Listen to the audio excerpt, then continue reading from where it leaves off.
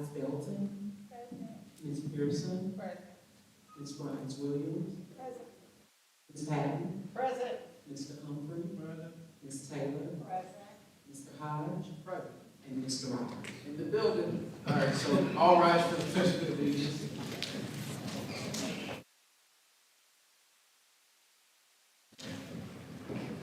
I pledge allegiance to the flag of the United States, to the republic for which it stands, one nation, under God, indivisible, with liberty and justice.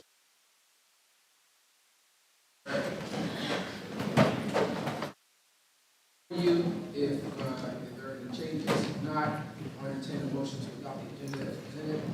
So moved. Second. It's been moved and properly seconded that we adopt the agenda as presented. Any other discussion? All right, all in favor, aye. Aye. Opposed, same privilege.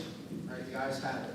Moving on to public comments. We have 3 public comments today. And timing is such that I think all 3 of the speakers are running for the board. It's appropriate to hear them out. So, beginning with Ms. Cheryl Roberts. First speaker. And the second speaker is Seth Hurd. Well, before we do that, I'm sorry. We have our Mr. Campbell, who is Director of Safety and Security, to this protocol. Just a minute. Mr. Roberts, thank you.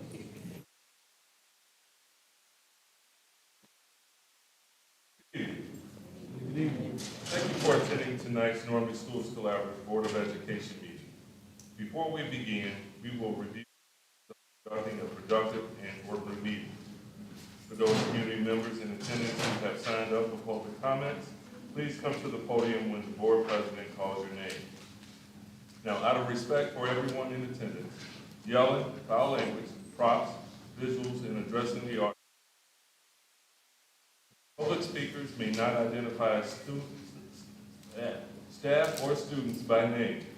In addition, audience members are not allowed to speak, yell, or cause any disruption during public comments. This ensures the Board of Education is able to listen and transition to the next speaker. The remainder of the meeting is designated for the board to work with the superintendent and staff to conduct the work as outlined in the agenda. Patrons who stay in attendance for the remainder of the meeting after public comments do so in an observatory role. Please note that those who disrupt the meeting in any capacity will be asked to leave and may lose their opportunity to attend. Thank you for attending, and now we will proceed with the agenda. Thank you, Mr. Campbell. So we'll have our first speaker, Ms. Cheryl Roberts.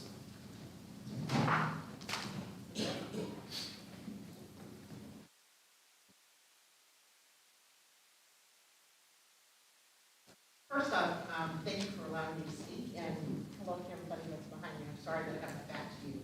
I just wanted to introduce myself. My name is Cheryl Wilson Roberts, and I'm very excited to be here as a prospective candidate for the school board. I am a resident of this area. I've been for almost 43 years, even though I don't really know. And I'm just really excited about Normandy Schools and the direction that it's going. Graduated from school and now are working and able to take care of themselves. And the reason they're able to do that is because they were able to get a great education. And I think that's something that all children deserve to have. Now, I'm a little bit unconventional because I don't believe in everybody sitting in rows and studying like that. I believe in kids being engaged and energized and really having an enjoyable learning experience. And especially for our kids, I think that's what they need in order to soar. And that's what I really want to see Normandy do. Normandy has a lot of potential. We have great buildings, we have great educators, we have a great board, and we have brilliant kids. This is hyperbole. I actually spent time as a substitute in many of the schools around in the Normandy area. So I've been to Barack Obama in the high school and middle school when it still existed, and so forth. And I had an opportunity to interact with those students. And those students are brilliant, okay? Anybody that tells you different, they're not telling you the truth. They haven't spent any time talking to them, okay? And so our job as a board member, as a community member, is to figure out how to make all of that brilliance shine. And we can do that by getting behind our superintendent, getting behind our board, embracing our community, because we got people in our community that have all different kinds of expertise and resources and so forth, and we're not tapping them. We're not saying, hey, you're a lawyer, don't talk to these kids about being a lawyer as often as we might like to, okay? And let me just say, it's not just the school's responsibility for them to ask. We should be volunteering, okay? So I don't want anybody to think that, it's that, because there's a lot of this going on in schools across the United States. Kids are a community resource, and we need to be working together to make sure that they have the best learning experience possible. Kids learn the best. They are curious, and all kids are naturally curious. They learn the best when they're having fun, and they learn the best when they feel comfortable and that they belong. And that's something that we can create. We got the people to do it. We just need to embrace it. So we've got to, make sure that we focus in on literacy. We've got to focus in on math skills. Those are just basic things that they have to have. And we have to understand that our kids are brilliant. And if we get behind Harmony, we can see these students soar. And I firmly believe that, and I hope you will allow me to help that happen for Harmony schools. Thank you, Ms. Roberts. Thank you.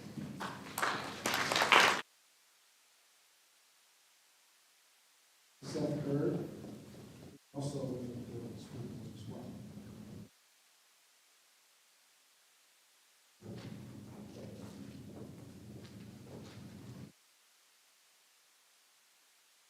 That works. I played basketball, so I'm familiar with a shot clock, so that'll go. My name is Seth Hurd. A few of you may know me as a consultant to the district. More of you probably know me as like the largest person in the area. You've probably seen me walking my dog, so hello. I'm the really, really tall resident guy. All right, running for a couple of reasons. I started as a consultant to help the district with a few things, and then I saw some opportunities and some great leadership I thought I could bring something to the table too. And there's just two things that you guys need to know of why I'm running. The first one is that I'm spending a lot of my time as a consultant right now training companies on how to eliminate entire categories of jobs and create new ones with AI. And I want to make sure that we are not training wagon makers when the automobile is coming in about a year and a half. The second thing is that because of the business experience I have, I know that there are 4 times as many people who are retiring and selling businesses right now as there are potential buyers. This creates an unbelievable opportunity for graduates to jump right into either apprenticeships or into roles where they can take over a business. And I'm running because through AI, through tech, and through small business ownership, I believe that we can create a lot of graduates that are making 6 figures by the time they're 26 years old. So 8 years after they graduate from high school, college is one opportunity. Another opportunity is to go straight into tech because you've got the high ACT score to just get hired, or to just outright get into a situation where you can buy a business. And because of the background I've got, I bring a unique perspective and a unique set of contacts to help graduates do that. I'm Seth Hurd. Thank you so much for the time. Thank you, Mr. Hurd. Last speaker is Ms. Jackie Buck-Morton, who's also a member of the board.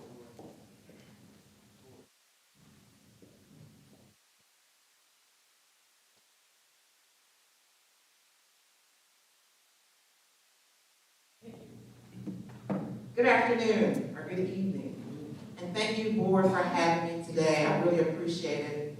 Most of you guys have seen me around the community.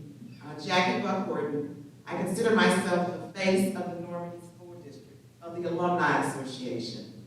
I've been in this district for over 50 years, graduated from Garfield Middle School, where this used to be, as well as the high school in 1978. Yes, 1978. I am here today to publicly announce my run as candidate for the Normandy Schools Collaborative Board as a director. I have over 20 years as a paralegal. I bring forth that experience. But I'm also a member of the Alumni Association for Normandy. 14 years as a member of the Alumni Association. I also sit on the board for Beyond Housing, as well as the CLT board for Beyond Housing. As a member of the Alumni Association, I had the opportunity to provide scholarships to the students of Normandy High School.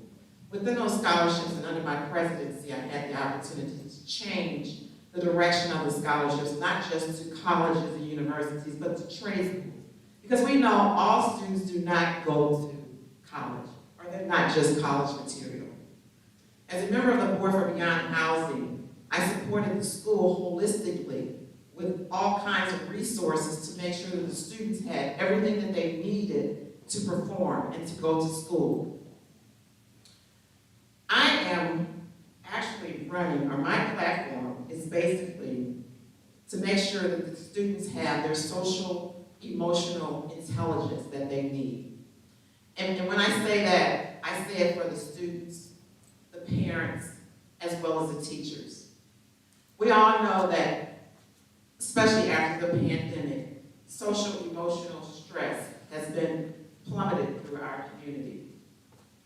And that's my biggest platform, to make sure that they have the social emotional needs that they have, as well as to help them build their self-confidence. I mean, for me, self-confidence is huge. To be able to give them the self-confidence and the self-esteem that they need in order to perform. And to make them happy, to put a smile on their face. Kids who are happy perform. So, and that's my speech. So, thank you, and thanks for the time.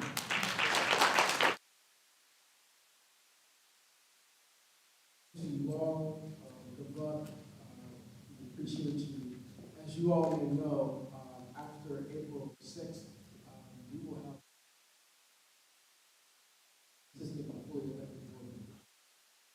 Accomplishment in and of itself as we move towards full accreditation.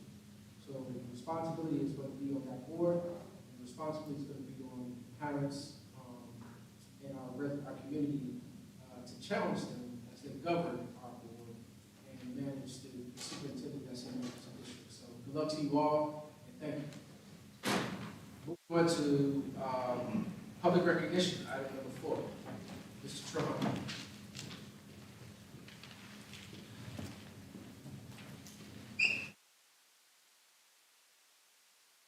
President Roberts, Superintendent Triplett, board members. We're going to do things a little differently today. We're definitely going to recognize our students and our community partners. We're also going to recognize you, March is the school board appreciation month. So we will have something for you as well.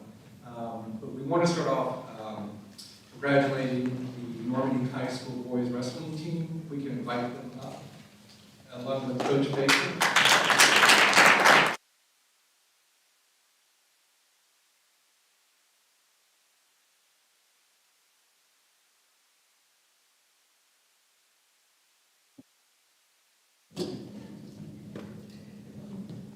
The boys wrestling team had an outstanding season, finishing with 21 wins, 2 losses, and 1 tie.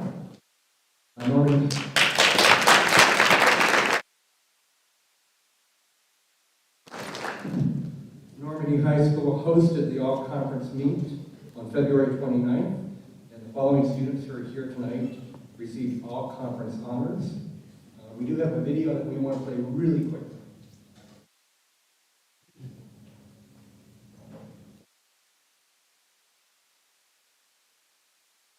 My name is Marlon James. I am the senior team captain of the wrestling team. My name is Eric Perry.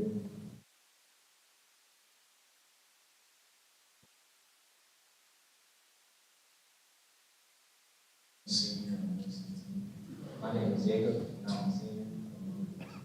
My name is Alexis Morales, and I'm a freshman. My name is Alexis Morales. So, my name is Gustavo Simmons, and I'm a sophomore. Nicholas Turner, Coach Baker, the wrestling coach over at Normandy High School. being a part of the wrestling team. So just trying to build this environment, just trying to take over with back family. So we always push to some of our losses was to handle that. We just had to, talk more.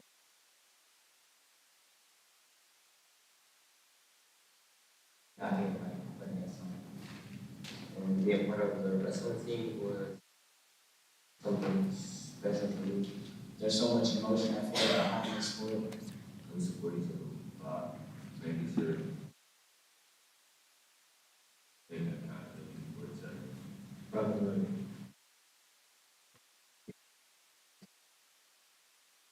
We can have built. Train hard. Try your best. Don't give up.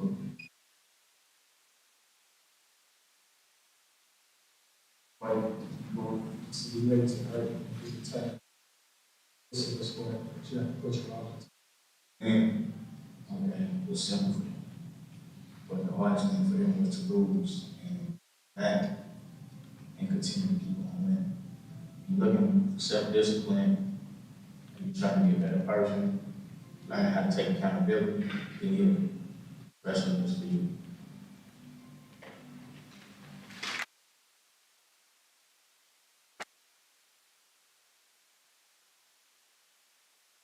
I would like to get a real quick photo. If we could have the athletes behind all the school board members, we will take this real quick.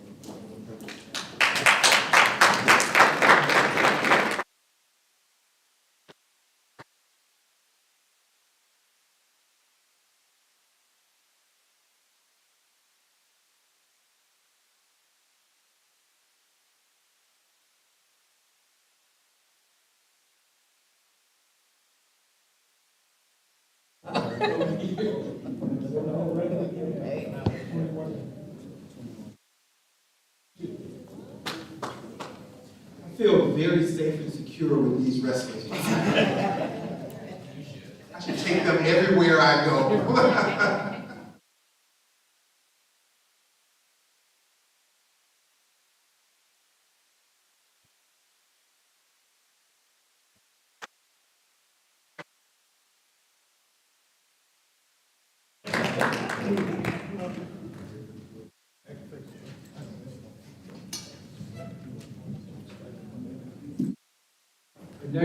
Our next recognition this evening, we want to recognize one of our partners with Normandy High School.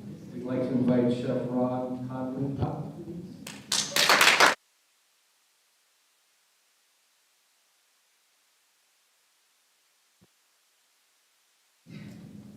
Chef Ron Conley is a four-time semifinalist James Beard nominated chef and owner of Bull Restaurant. He is a strong partner with Normandy High School Culinary Program since 2022. Chef Rob has visited pro chef classes, working with our students, giving them feedback as they cook. Students have enjoyed cooking with him as they can connect with him easily. He's welcomed students to stage at Bull Rush, where they work alongside him, preparing dinner during dinner service, which allows the students to experience authentic fine dining. He's also invited our culinary students to help us. He hosted a dinner in Memphis to raise money for the Hero Hut Activity Fund. In addition to working with our high school pro chef team, he's guided Alex to help her as she prepares for her competition in FCCLA culinary competition.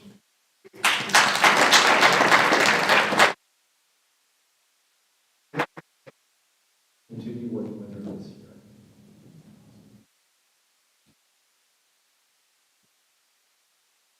One more recognition. We want to welcome up Aparna Chandra from Normandy High School, Amir Brown, and Zakaria Barber.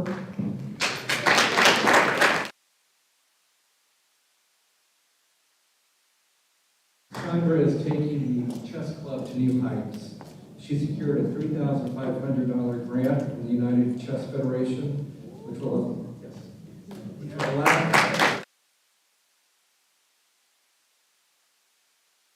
Amir and Zachariah to travel to Baltimore to participate in the U.S. Chess National High School Championship.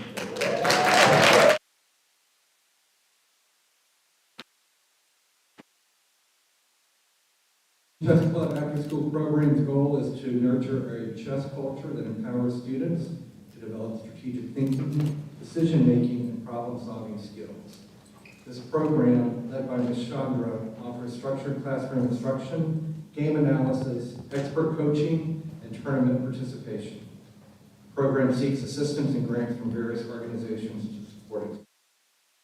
The high school chess club members fulfill the following requirements, which demonstrate their commitment towards a deep and structured understanding of the game and meeting academic.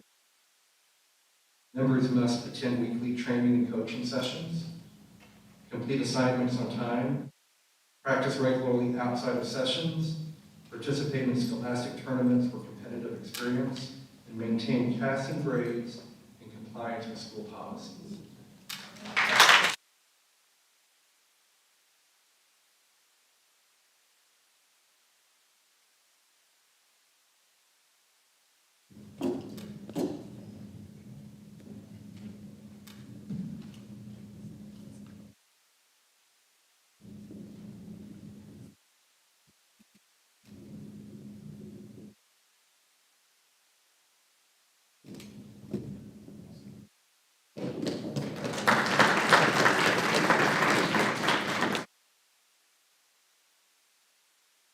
So now we have continuous recognitions for our school board members.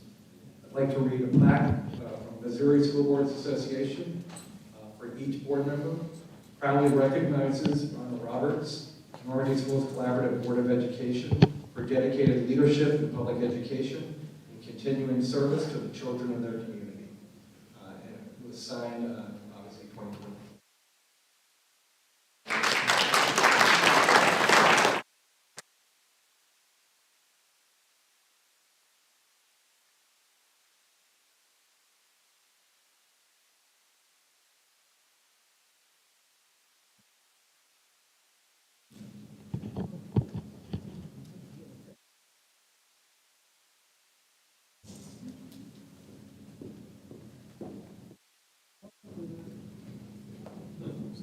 We'd like to recognize Mr. Hodge, please.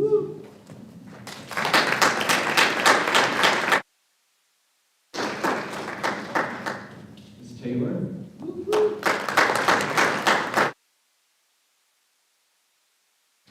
Mr. Humphrey.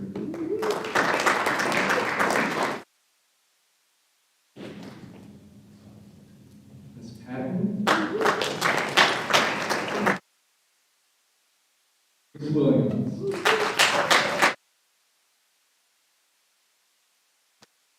Ms. Pearson. And Ms. Dalton.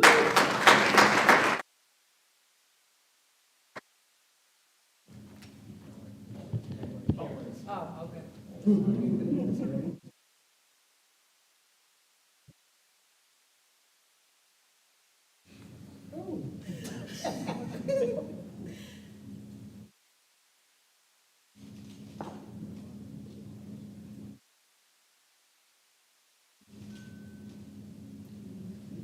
Thank you.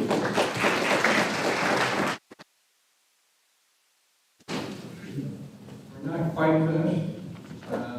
We have recognitions from schools that would like to show their appreciation as well. We'd like to invite Dr. Payne from the Early Learning Center up.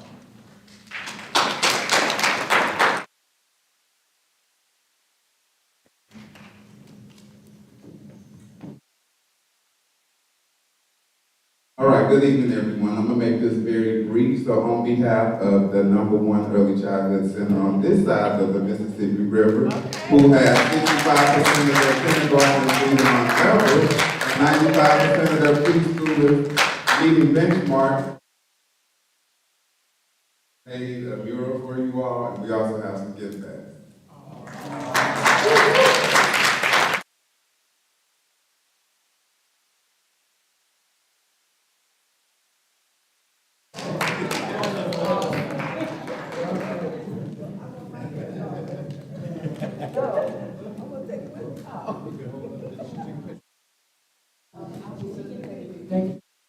Thank you.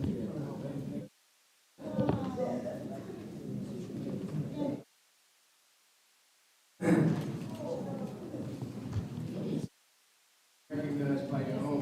You're recognized by the best early childhood center west of the Mississippi. I think that takes it.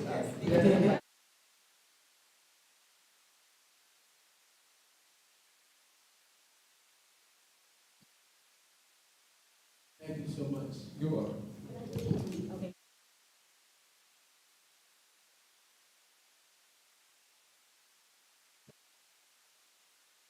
We really appreciate your patience with,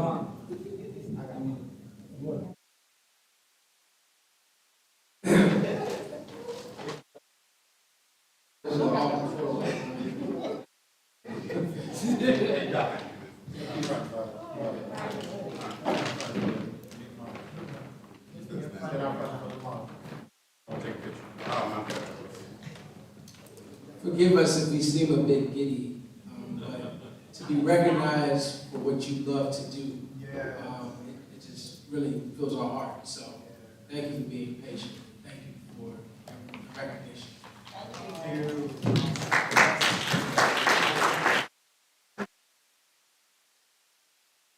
I'd like to welcome Belle Moore. Next, please.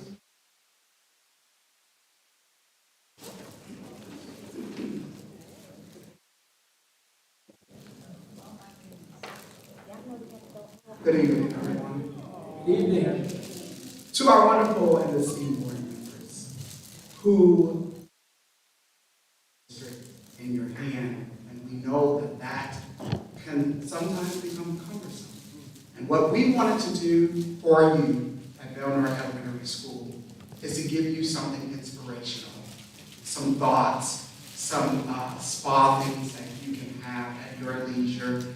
And also, we wanted to give you some memorable things that would associate Belmar Elementary so that when you know you wrap up in your blanket, which we have there for you, when you have your keys onto your personalized keychains, that's Belmar Elementary. Because we come with a touch of class. We are going before the office. What we do. Thank you so much for all of your support that you give to us each and every day. Thank you.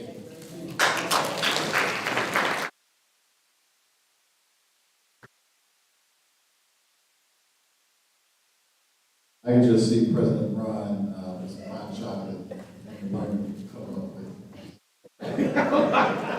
It would be espresso.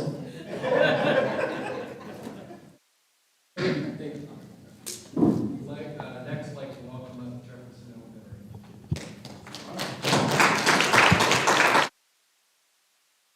Good evening to the Board of Education. I just wanted to thank you so much for everything you do for the school district. I had 3 things tonight. The first one was this huge ice sculpture that I personally had done. I put it in the park over here. You can enjoy it. You'll see it remnants of it all the way from Jefferson over here. I hope you can imagine it as much as I imagine it. We have 324 students at Jefferson this year, and so our students signed their little shamrocks here on a poster today. So all of our students signed that, and so that's a gift to you. We also presented you with a bouquet of roses. This person over here, and I have one more I need to give them to you. If you don't like the color of roses, I do have a video of Sheila Williams changing those out.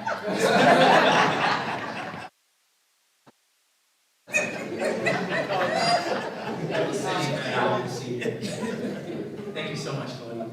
Thank you.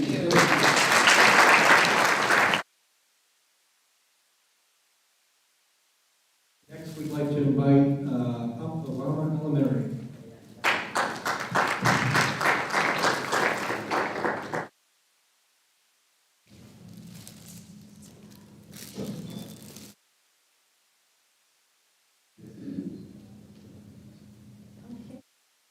Good evening.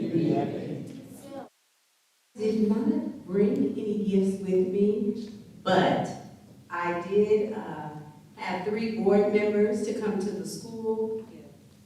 Ms. Pearson, Ms. Mr. Humphrey and Ms. Taylor, grade students about what they do as a board member and how they are leaders, and just talk to our students about how this can happen for them. And it was wonderful. The kids were really perceptive, and they asked a bunch of questions, and it was really nice, and we had refreshments. So that's what Obama did. Okay, and thank you for all you do. I believe we have a representative from Washington Elementary.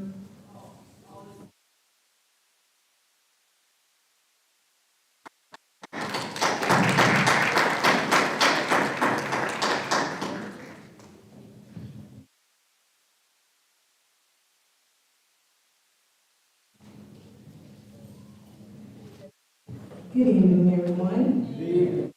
On behalf of Dr. Hollins, the students, faculty, and staff at Washington, we would like to show our appreciation to all of our Board of Education members. As my lovely entourage that I have with me at Washington, Ms. Gravis Lee, Ms. Logan, and Ms. Trey, the message on your... Okay, all right, go ahead. All right, so the message, sorry. Bring it around. It says, thank you for nothing but great service to our community. With gratitude, Dr. Hollins, the West staff and students. So thank you. I want to sing. I'm glad you did.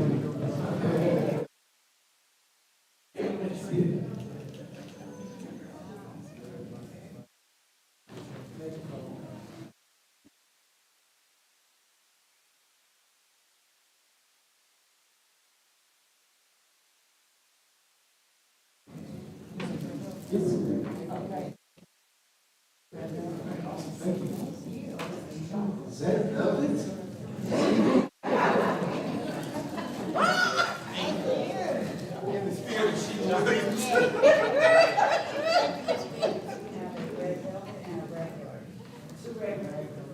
Dr. Lisa, we will be watching Sheila Williams. Small case.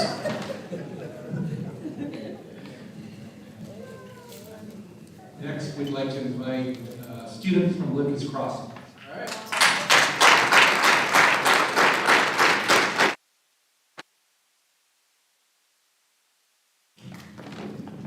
Good evening, board members. Home of the Junior Vikings, we're going to celebrate you all through our scholars making a statement about each individual. We have bags for each one of you, and so at this time, we'll turn it over to them.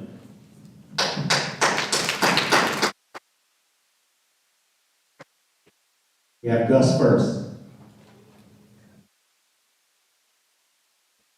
You all can come, Herb.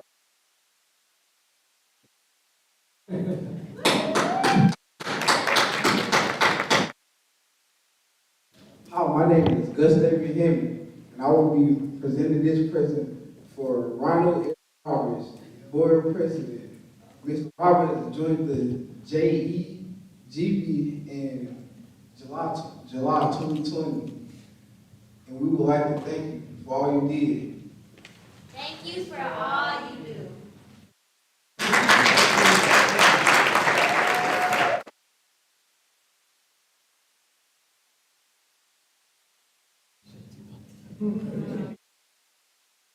Say my middle initial.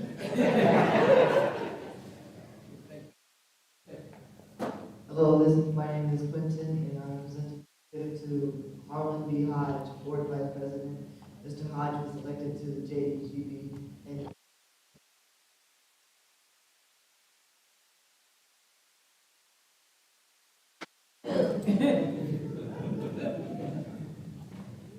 Hi, my name is Lakaya Bell, and I presented this gift to Ms.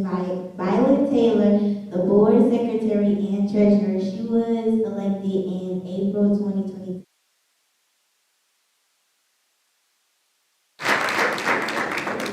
Thank you for all you do.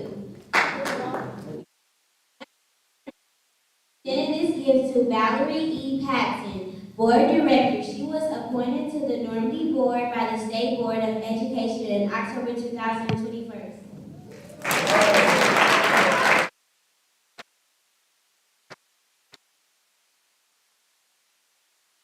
Hi, my name is Khalifa Jackson, and I am presenting this gift to Ms. Sheila G. Williams, Board Director. She was elected to Normandy School District Board of Education in 2009.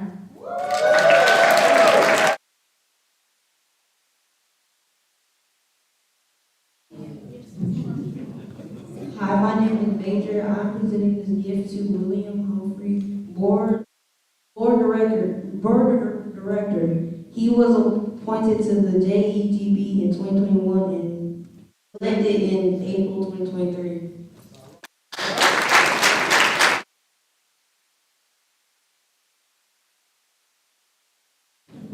And he was born in 19...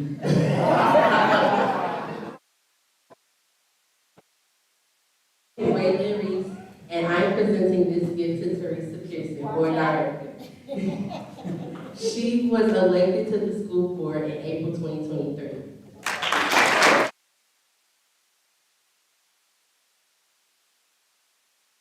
And I would like to say, that's Miss Teresa's daughter right there.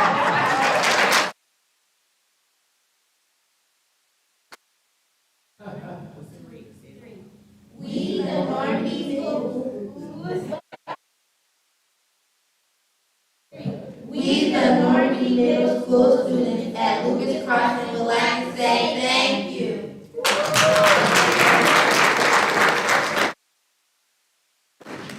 We hope this candle reminds you to light the way for others and journal along the way.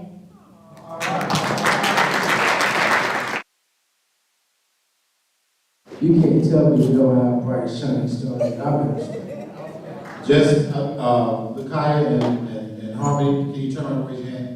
These two young people serve on the Superintendent's Student Advisory Committee.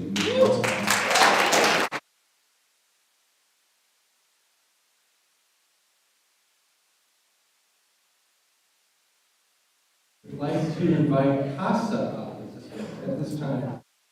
CASA representative.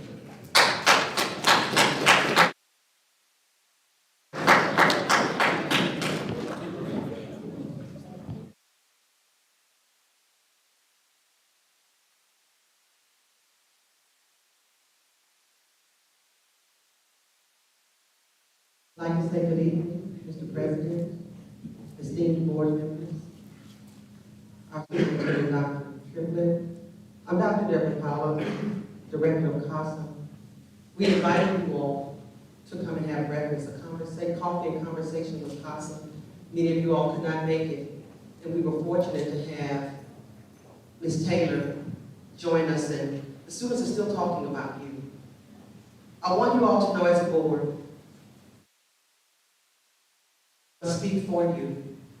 And because you have supported the vision of our superintendent to have CASA created to recover credits, we have 6 fifth-year seniors that have now earned their diploma.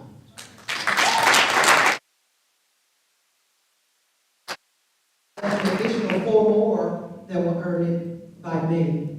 That's because of you. Because you are the wind beneath the wings of our leader, and we appreciate you for that. Because of you, I might sing some Whitney Houston, and they would say, because of you, and then but anyway, I want you all to know that during COVID, many of our students didn't do a lot of work. Because you've created CASA for credit recovery, more of them. We sent 13 students back to the high school to finish out their high school senior year. That's really exciting. There are more that are going to be coming. So we want you to know that he is no better than the support you give him. And we are no better than the support you give him. You've given us support. You're turning the tide for Normandy, and you're making a difference in our children's lives. And we want to just thank you for all that you do, and we appreciate everything that you do for us. Have a wonderful evening. I'll take my $20 in nickels. Just kidding. We'd like to welcome Normandy High School at this time.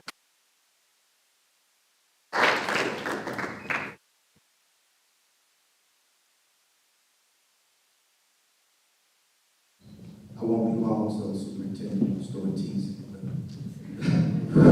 But to our superintendent, our board president, to our wonderful board, the collaborative community, but also to our babies that just performed, because that's not easy. It's not easy to do. But from the high school, we have given you guys a plaque. And what we want you to do is place it somewhere where you will see it, and not see me, but see the work that you have produced in your support for the high school. We have had many challenges and many changes, and each of you, some of you have come over many, many times and just patted me on the back with support, communicating support, and I want you to know, you're not just supporting me, you're supporting those babies, those CASA babies, those 5th and 4th year seniors, those 146 that we are going to get across that stage. And not just get across the stage, get across the stage so that they can compete and commit to doing something with their lives. So again, thank you. And I want to read exactly what's in front of you. With our greatest appreciation presented to, and it has your names, for your continued support of the high school and our district, presented by Normandy High School, March 2024. And I'm so proud because not only our board, but we have a student board representative who we gave a plaque to. So I'm so proud of you, and I'm so proud of your support.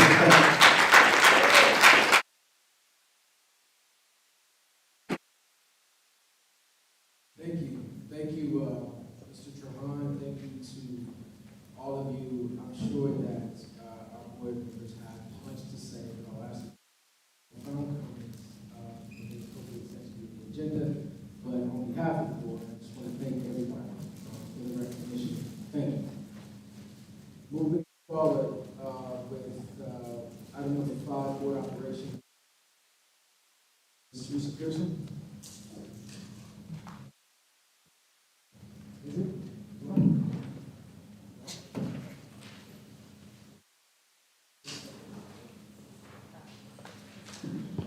Good evening, everyone.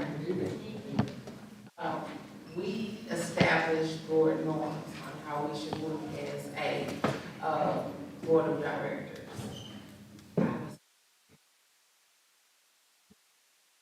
To pull up the document, so I can read the board norms to you all.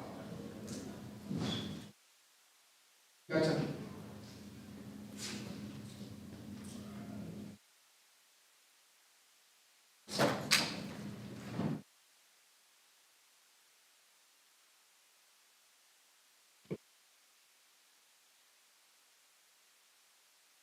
Okay, we established 6 board norms. The first one is, we use facts and data to inform our decisions in accordance with the interests of the overall district as a whole and not in any particular segment thereof.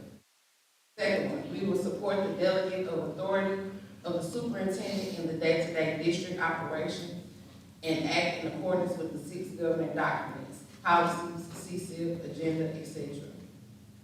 We support the board decisions. We come to the board meetings informed and prepared. I'm sorry that I was not prepared tonight. We honor our elected role by being in attendance.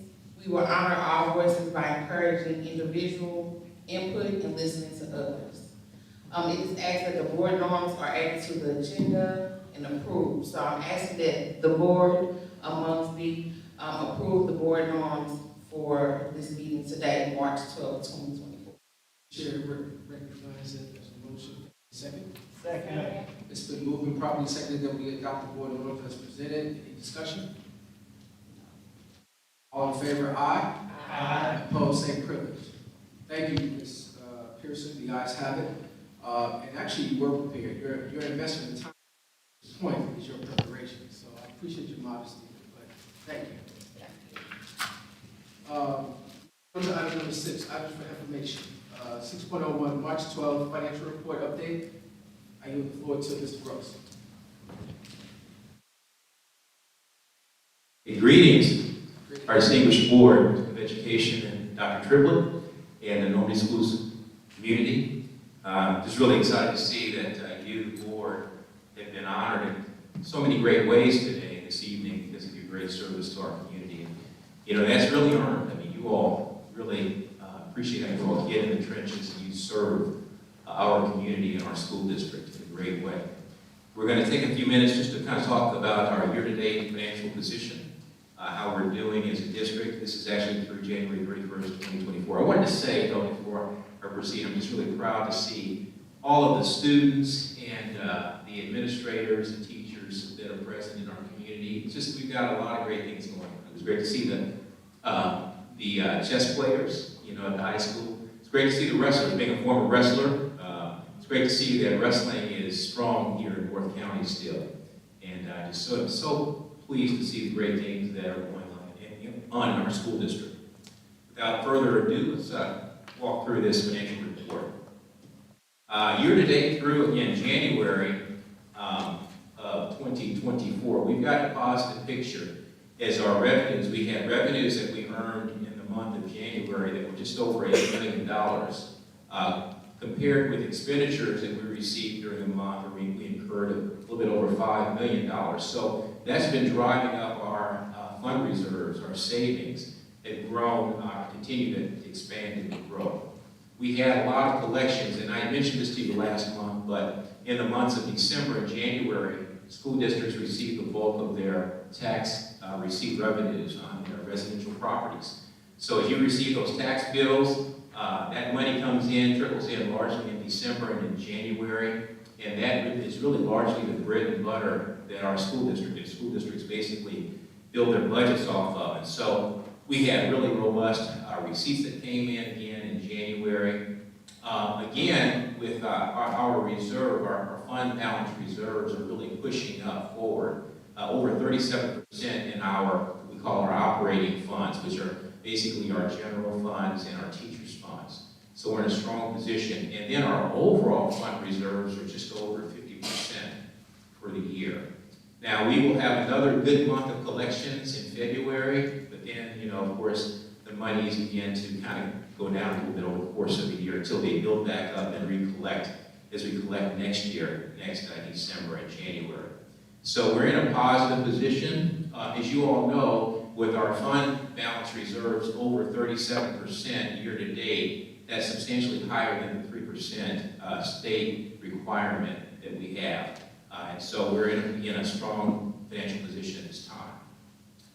As I mentioned, we see our revenues have grown to $34.4 million year to date. Our expenditures have climbed, but again, our revenues were higher than our expenditures last month. Our expenditures year to date through January sit at $37.3 million. And so we now have basically an ending fund reserve of about $35 million, $35,023,265 in our fund reserves as of January 31st, 2024.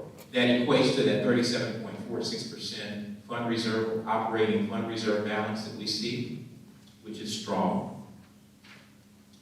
And then just kind of going on with a few things with regard to our finances. We held a productive budget workshop earlier, February the 21st, many of you participated in. We basically looked over the district's financial position. We looked at some of the challenges that we are going to be confronted with coming up over the next 2-3 years. As we have our federal stimulus monies, those are going away, and we're going to have to be operating, and we will be successful in doing so. But we looked at that. We are proceeding to put together our budget for the upcoming fiscal year, which is going to be the 2024-2025 budget year. And so these are some of the things that we're doing, by the way. We talked about this with you, the board, at the budget workshop earlier. But we are basically looking at our budget calendar and putting together the budget.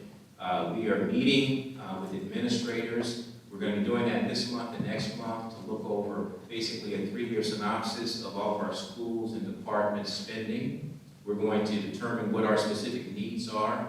working with Dr. Triplett and all of our staff members to look at our staffing needs in all of our buildings and departments. Ultimately, this is going to culminate in basically preparing a budget for you, the board, to consider. And we're going to be, of course, we're working with the NEA. Fortunately, we have a 2-year agreement. We're in the second year of that 2-year agreement with regard to salaries. So we have that locked in. We're also working with our benefits providers to ensure that we capture the correct cost so that our staff members have quality medical packages. Okay, so we're going to ultimately bring before you, the board, in May, a preliminary budget to begin reviewing, and that needs to be approved by a June 30th deadline. So that is basically the financial position. I have a short presentation for you, the board, and at this time I want to entertain any questions you might have. Thank you, Mr. Brooks. Alex, you have any questions? No, I don't have any questions. Ms. Pearson? Thank you so much for the budget workshop. It was really informative. Straight to the point, I'm glad that you presented us with that presentation. If the board doesn't mind, I would like to move a motion for you to present that slideshow to the public and possibly a small 10 to 15 minute video so that they can see what we saw. Because the attendance to the workshop wasn't as high as I thought it would be, and I think that the community would appreciate that information and how it was presented. Thank you. So, meaning you want it to be publicized for the public to view, right? Yes. And she was moving to do that, but I think we can just do it, right? Yeah. So we'll honor their request, Ms. Pearson. Thank you for that. Okay. All right. That's all. Thank you. Ms. Williams? Mr. Humphrey? No, the only question I had, I know in the comments. Oh, I'm sorry. Miss Patton. I'm sorry. Yeah. Miss Patton. I'll get him after the meeting.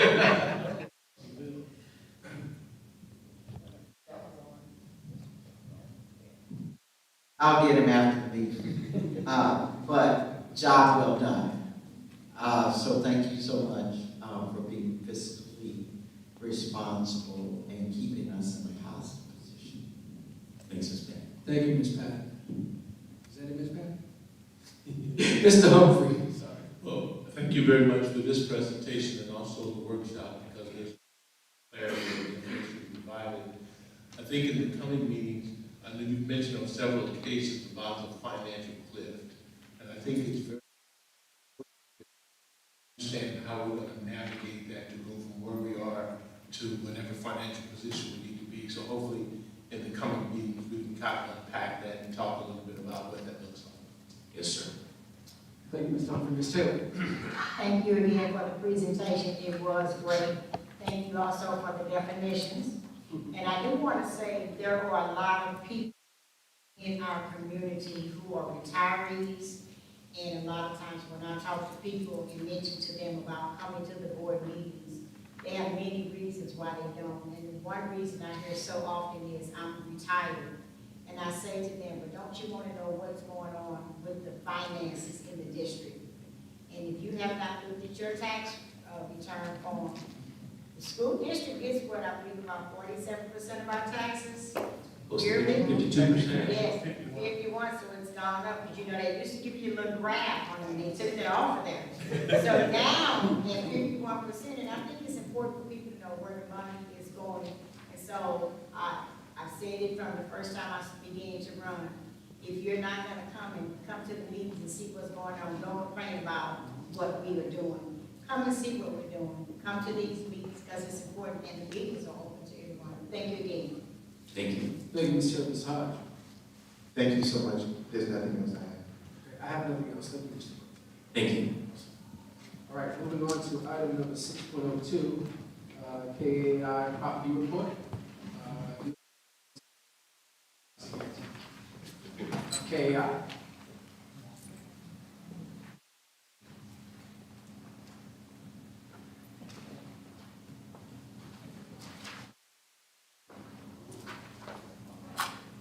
Always getting it up. Good evening. esteemed board members, community, Dr. Triplett, Ron Roberts, President. My name is Jossie Haynes, I'm Vice President at KAI. Before I go into this, we had a loss this week. And I'd be remiss if I did not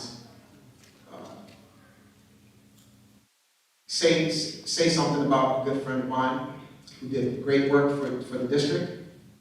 He passed away earlier this week, excuse me, so his last words to me, many words, was he believed in this district and he was going to die working in this district.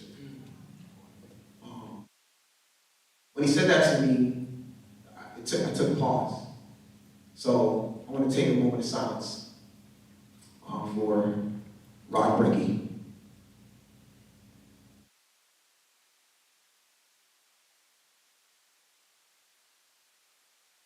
Thank you. So Rod Brickey was our project manager who for KEI. So, executive summary update. This slide is going through the 4 different projects that we have for the Prop B. The point that I wanted to make with this slide, because the conversation is about amendments to the contract. When we talk about Prop B, typically when you're dealing with the project size, and it's one project, not multiple. Our goal is to have a contingency of about 10%. That's for construction-related activities and also for unforeseen activities. When you look at just the construction-related activities and unforeseen activities, we're managing 7.7%, which is under the national average of what we would typically do when we're giving advice for a project. So this slide is going through the change order process. Just complete transparency. As your representative for the construction activities, when we deal with the general contractor who deals with the subcontractors, we want to make sure that we are identifying the costs, evaluating what those costs look like, negotiating a better price, and then recommending a cost to the district, and then we get in front of the school and we talk through this in our bond meeting. We have multiple meetings. Tomorrow there'll be one in the morning and another one on Thursday. This slide talks about the many challenges, but we kind of just broke it down to 4. As we've gone through this project, I think we've talked in time about the challenges throughout the beginning. I think right now, because of you, the board members, the fact that you're a working board, the fact that you're involved, has made these challenges go away. Again, I'd love to read this because if you were here, I wasn't here the whole time, but I've heard stories. West Hall is complete. SCA is complete. East Hall is complete. Central Hall is substantially complete. This does a round of applause because it took a long time to get here, and we have lots done already. Using the facilities right now. And that's the exciting part. Currently, we are in the schedule for Central Hall, and you do not need to ask me this question, but I know it will be asked. We are still holding the 5/31 substantially completion date. A slot is to be determined. We are managing that through some other funds that have come through, which is exciting. Central headquarters, the boardroom, that is still under the process, and it's currently scheduled to be complete 4th quarter. Secure connector. This is a picture of the completion. This is a completed section. It's the lower commons. I have the opportunity to see students using this on a regular basis, and it's the type of collaborations that are happening in this space. Here is a picture of Central Hall. Some of the board members walked with us, and I spoke about that in my last update, and we're able to see that those holes were empty. So now we're filling them in. This is just some progress to show you that we're holding that 5/31 date. So the exterior masonry infills will be on the next slide. Here's some examples of different wall types. We have sheetrock or gypsum board on the left-hand side. This is unfinished work. Then we have the middle section. That's the plaster wall that's gonna be finished. And this is to show you some of the pucks that we had before, when we had asbestos removed from the walls. This is what the finished look is gonna look like at the end. So we got that for your visuals. And then also what it looks like on the first floor, where we have no walls done. So these are the stages that we're going through to get to the finish line. Here's another picture of some more progress of showing you how much closer we are to completion. Typically, this is one of the last things to be done. And this is on one of the classrooms flooring that's going in, and that picture was taken some time ago, so I'm pretty sure they're complete with that. But on the right-hand side is a completed floor, on the left-hand side is what it looks like as they're going through the process.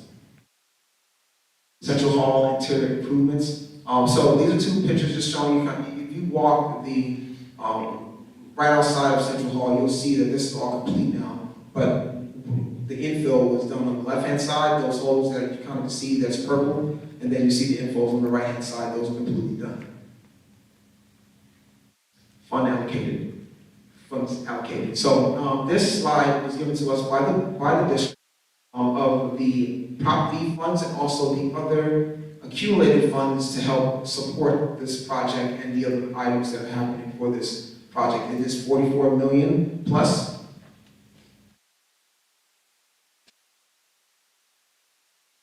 We've been keeping track of all of the spends that have occurred and also that are occurring. So the current potential, right, that last bullet, current potential contract amount is at 40 million plus. So that is what we are using for potential contract. To keep in mind, part of that cost, there's about $900,000 plus that was used for the bus stop, but because we're not allocating those funds, that cost, because we know that we need to, there's some things that may come up in Central that we can cover. So the goal is that that number will come down. Our MBE spend and our WBE, which means minority business enterprises and women business enterprises, walk into the project, but we are currently exceeding the MBE, and we're not right on the MBE goal, which is at 5%. Total goal of 35%, and we're managing at 16.5%. This is just another opportunity for anyone who's interested in getting into a business in construction or any kind of subcontractor work. We're asking for you to get involved because we need more minority and women business owners in this industry. Here is a summary of the property savings. As your construction manager, it's our job to consult, advise, and provide educated opinions on how the project is being dealt with, and also our fiduciary responsibility to you. Currently, we have $1.6 million in savings and over $400,000 in savings as well. This is roughly about 5%, a little over 5% of the current budget that we're allocated to spend. So when you look at savings of 5%, which is 50% of what would be held for contingency, this is a good number. School outreach. So as you know, we've had a number of different events for students for Normandy. I built this. We've had them come through our architectural engineering facility to see what, as a standing 43-year-old, going on 44-year-old African-American-owned business, it's exciting to showcase that we are also excelling in this arena. KI is the largest African-American, the largest African-American-owned construction firm in the Midwest. We're proud to say that, and we're proud to also let these babies know that they can be that. Or any organization that is doing this type of work. We need more minorities, females and men, to be involved in construction. So we've identified one outstanding student right now, and there's others that have also shown interest. We're working as well, but this particular student is going to be working with us over the summer. She's going to be an intern. She has goals to be a civil engineer, and it's super exciting to hear her passion. I told her we're going to bring her up here to talk to the board so you can see what I saw in her, and also Dr. J. We're going to work with her tomorrow when I get. Thank you. I'll leave this opportunity for you to ask any questions. Thank you, Mr. Haynes. Ms. Howard, questions? Ms. Pearson? Good evening, Mr. Hayes, how you doing? So you answered one of my questions. No. Okay, so, I do have three other questions. The other Three? one. Just three? Just three, that's all right. The first one is, I see that the Central Hall completion date went from third quarter to fourth quarter. Yeah, so the drawings are not, we're completing the process of analyzing the scope. So as we analyze the scope, that date could change again. I just want to be completely transparent about that. The plan is to make sure of unforeseen conditions. So we're going to demolish the space, and then we're going to work on designing from a clean slate versus thinking we see what we think we don't see, and doing a type of conversation. Very soon, when we get this place demolished, I'll be able to give you a hard and true date. So just bear with me, that to be determined will continue to be determined, but right now we're tracking for the fourth quarter. Director Pierce, that helps with change orders too, just so you know. Okay. My next question is, do you remember or are you aware of the start date of this complete project? The start date of the beginning? Everything. Do you remember that? Do I remember? I can't recall because I wasn't here at the time, but I'll have to go back to the data and see when it actually started. Okay. And then,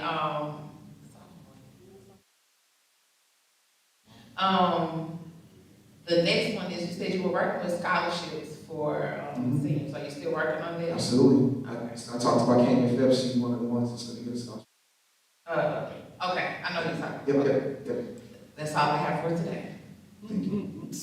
Thank you, Ms. Pearson. Ms. Williams? Ms. Patton? Ms. Williams and I were asking and trying to answer Ms. Pearson's question. It was a long time ago when we started this. That's all I can say, it was a long time ago. But it is so good to see the completion of all the projects. So I remember going past East Hall and the front being full of trucks and gravel and stuff. So it's nice to see it's all flat and cleaned up and to see the connector in action. So you can see that from the street. So you can see the connector in action. So thank you for all you've done, all you're doing, and all you're going to do since Ms. Pearson is on you about completing the project. Thank you, Ms. Pearson. Mr. Humphrey? I don't really have a lot of questions. Sorry. Do you again? The comedy club opens at 6. But I don't really have any questions, but I do, just as Jossie had mentioned, Rod Rickey, because because I've literally have worked with him, met with him 3 times a week, almost over a year or more, and just the fact that he passed as suddenly as he did.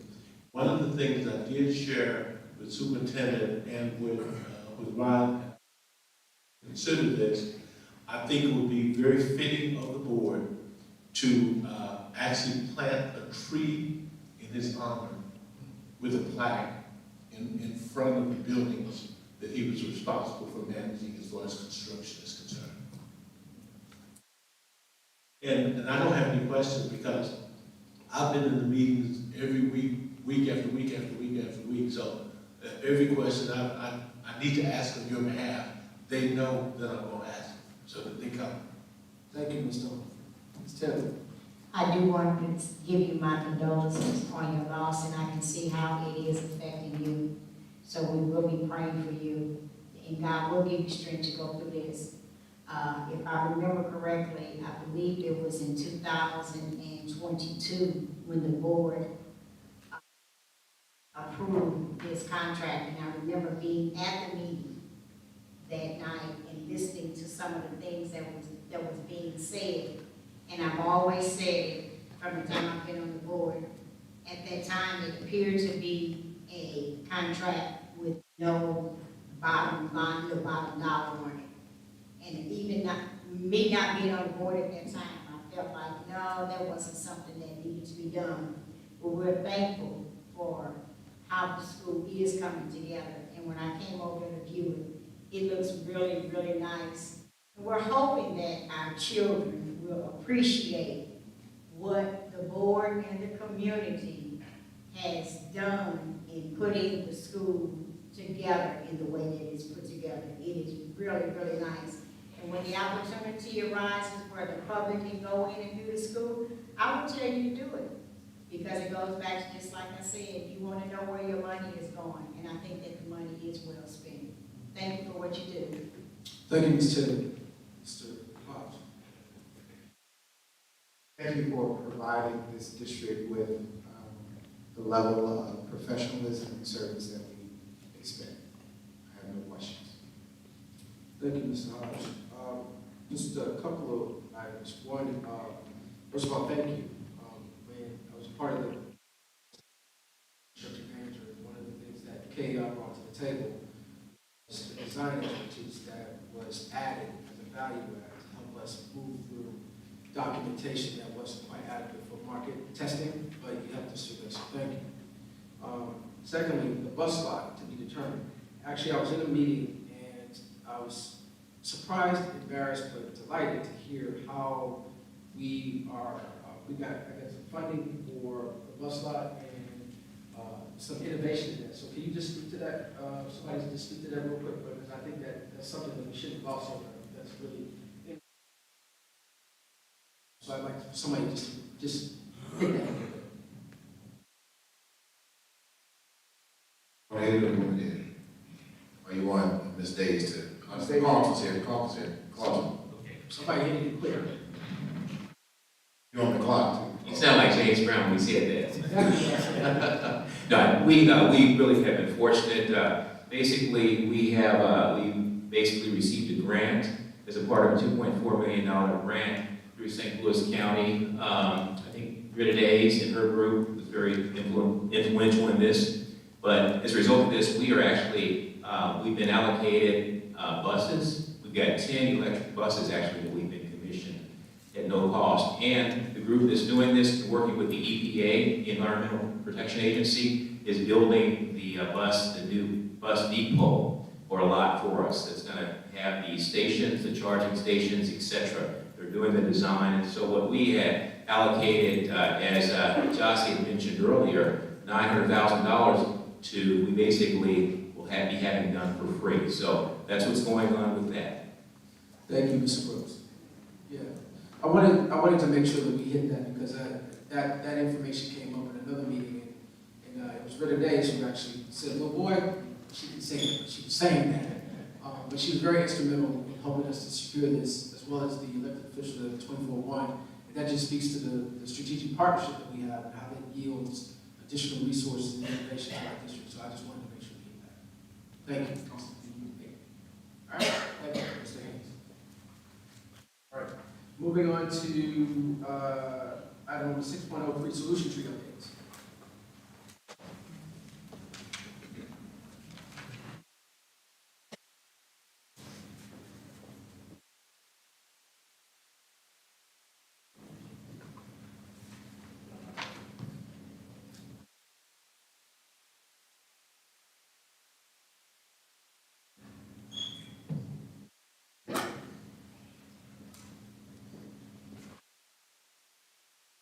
Good evening. Good evening. Mr.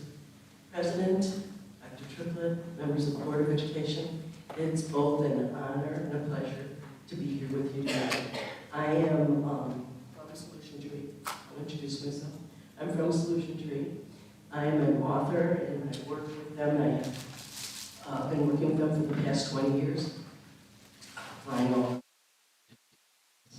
And I'm proud of the fact that in the back of the room are 4 other coaches, embedded coaches that are working in your schools that have come to be here tonight as well.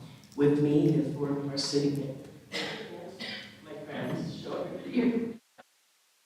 I have been working diligently with your principals.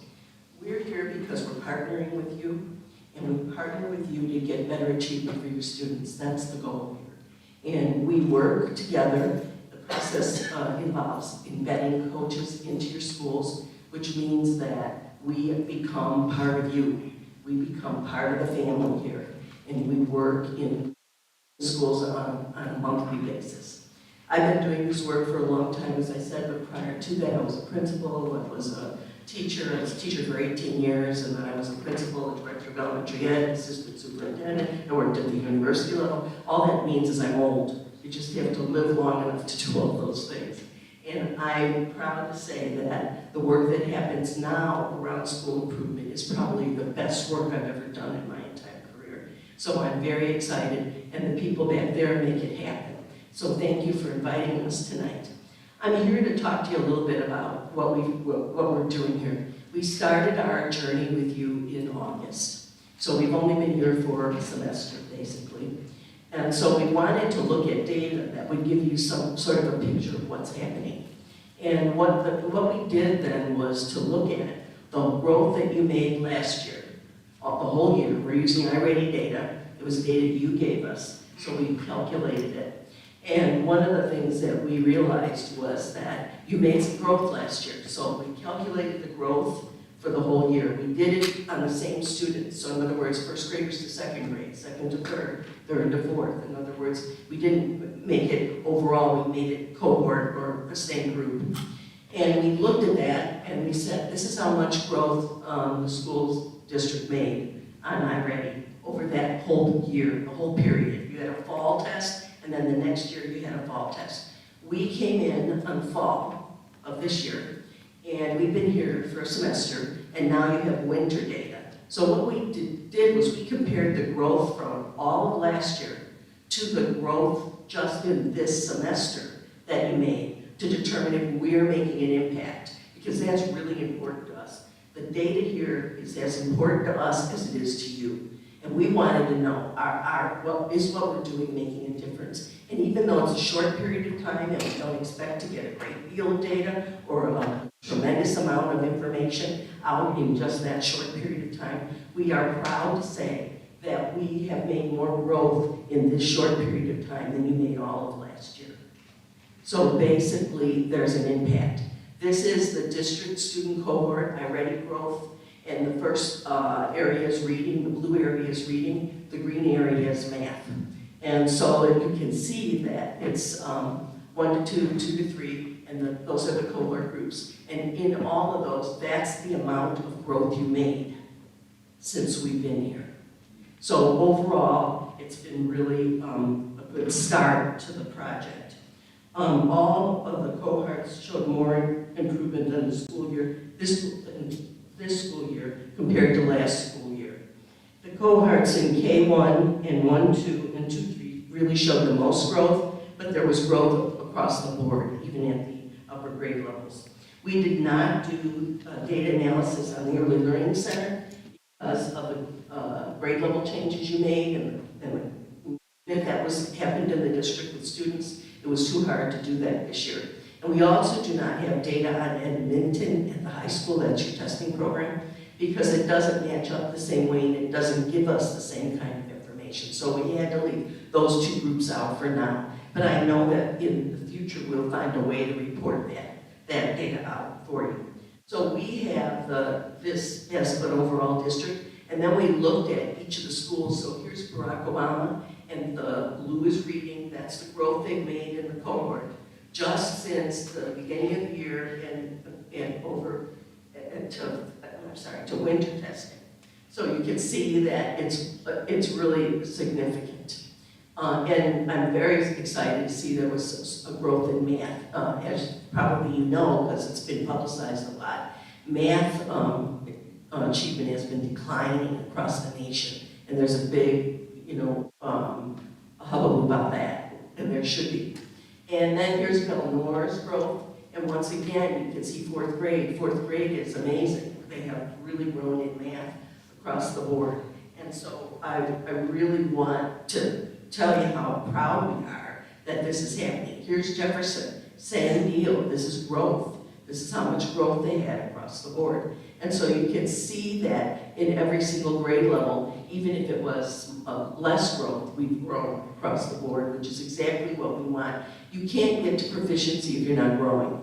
You have to be growing to get to proficiency. And here's Washington's data, look at that. It's amazing across the board. So we're very excited about, here's Lucas Crossing. And the same is true in each one of the sites. So we wanted you to see this, and we also look at it very seriously, because what it really says is that the growth you made over a year was compared to how much growth since we've been here. So there is an impact on that, and we work on that all across the board. And we look forward to that translating to more kids being proficient. In addition to that, we want to talk a little bit about the process that we're utilizing in the district. And that process is the professional learning communities model, which really builds the capacity of your buildings, your schools, your principals, your teachers, your collaborative teams to work in a way that gets you better achievement.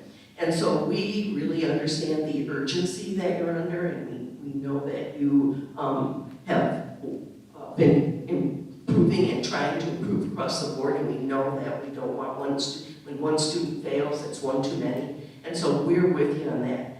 And we really look at this through the lens of, let's do a needs assessment, let's see where our options and opportunities are for growth and for movement, and then let's work that needs assessment through a customized plan of action.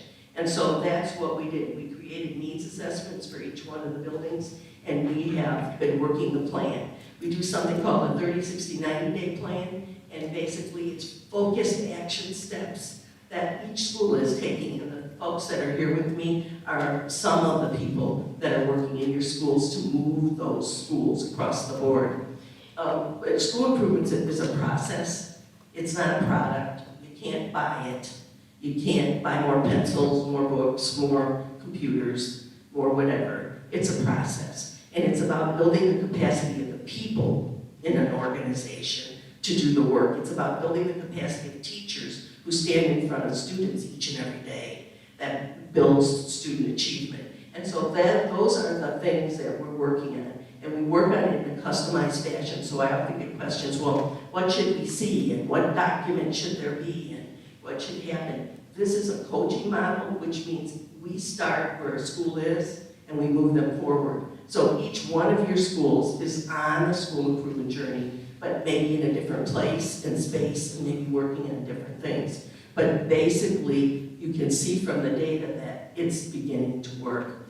We put systems in place that make this happen. The systems are, we work as teams, collaboration, we make learning the focus. Learning is required. You saw the sign when you came into Lucas Crossing, learning is required. It is, you're a learning organization. If learning is required, I don't know what should be. Anyway, we work on building that system, the culture, the climate, the things that we need to make this a learning-focused, learning-centered organization. And so those are the things that we do. We look at data and evidence on an ongoing basis. We use something we call a learning cycle that uses data on an ongoing basis. And we try to align all the processes and procedures in the schools and the districts to get better improvement. It turns out that school improvement isn't magic or a pixie dust. It's about alignment. If the taught curriculum is the learned curriculum, is the tested curriculum, then guess what? You're going to get better results. And so we're working on that alignment piece to put the systems in place so that the students we all serve are better off.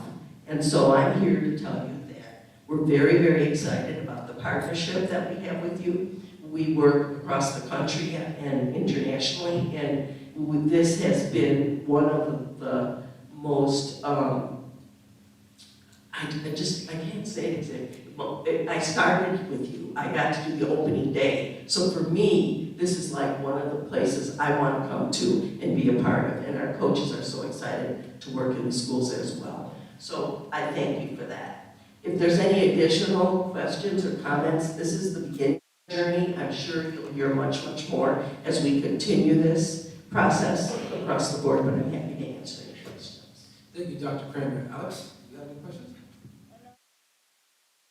Ms. Pearson.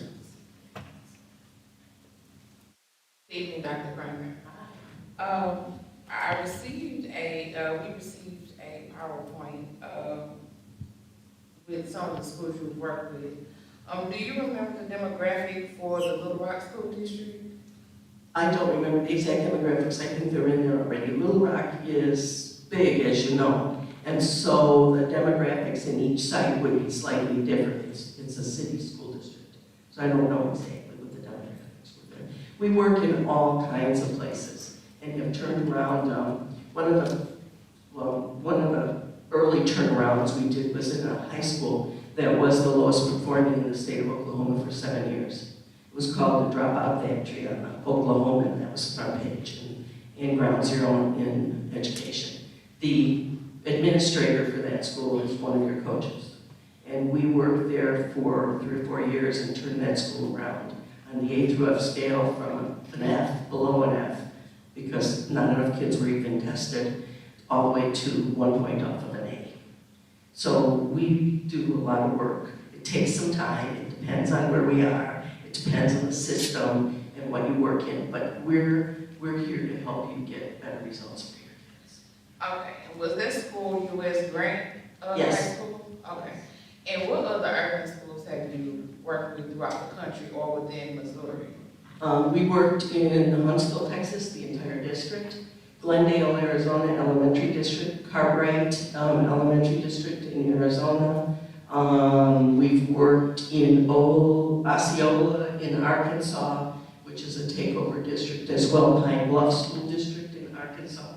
I'm trying to think of it. We have them all over the place. There's a school district in Kentucky where we have the lowest performing schools within that school district.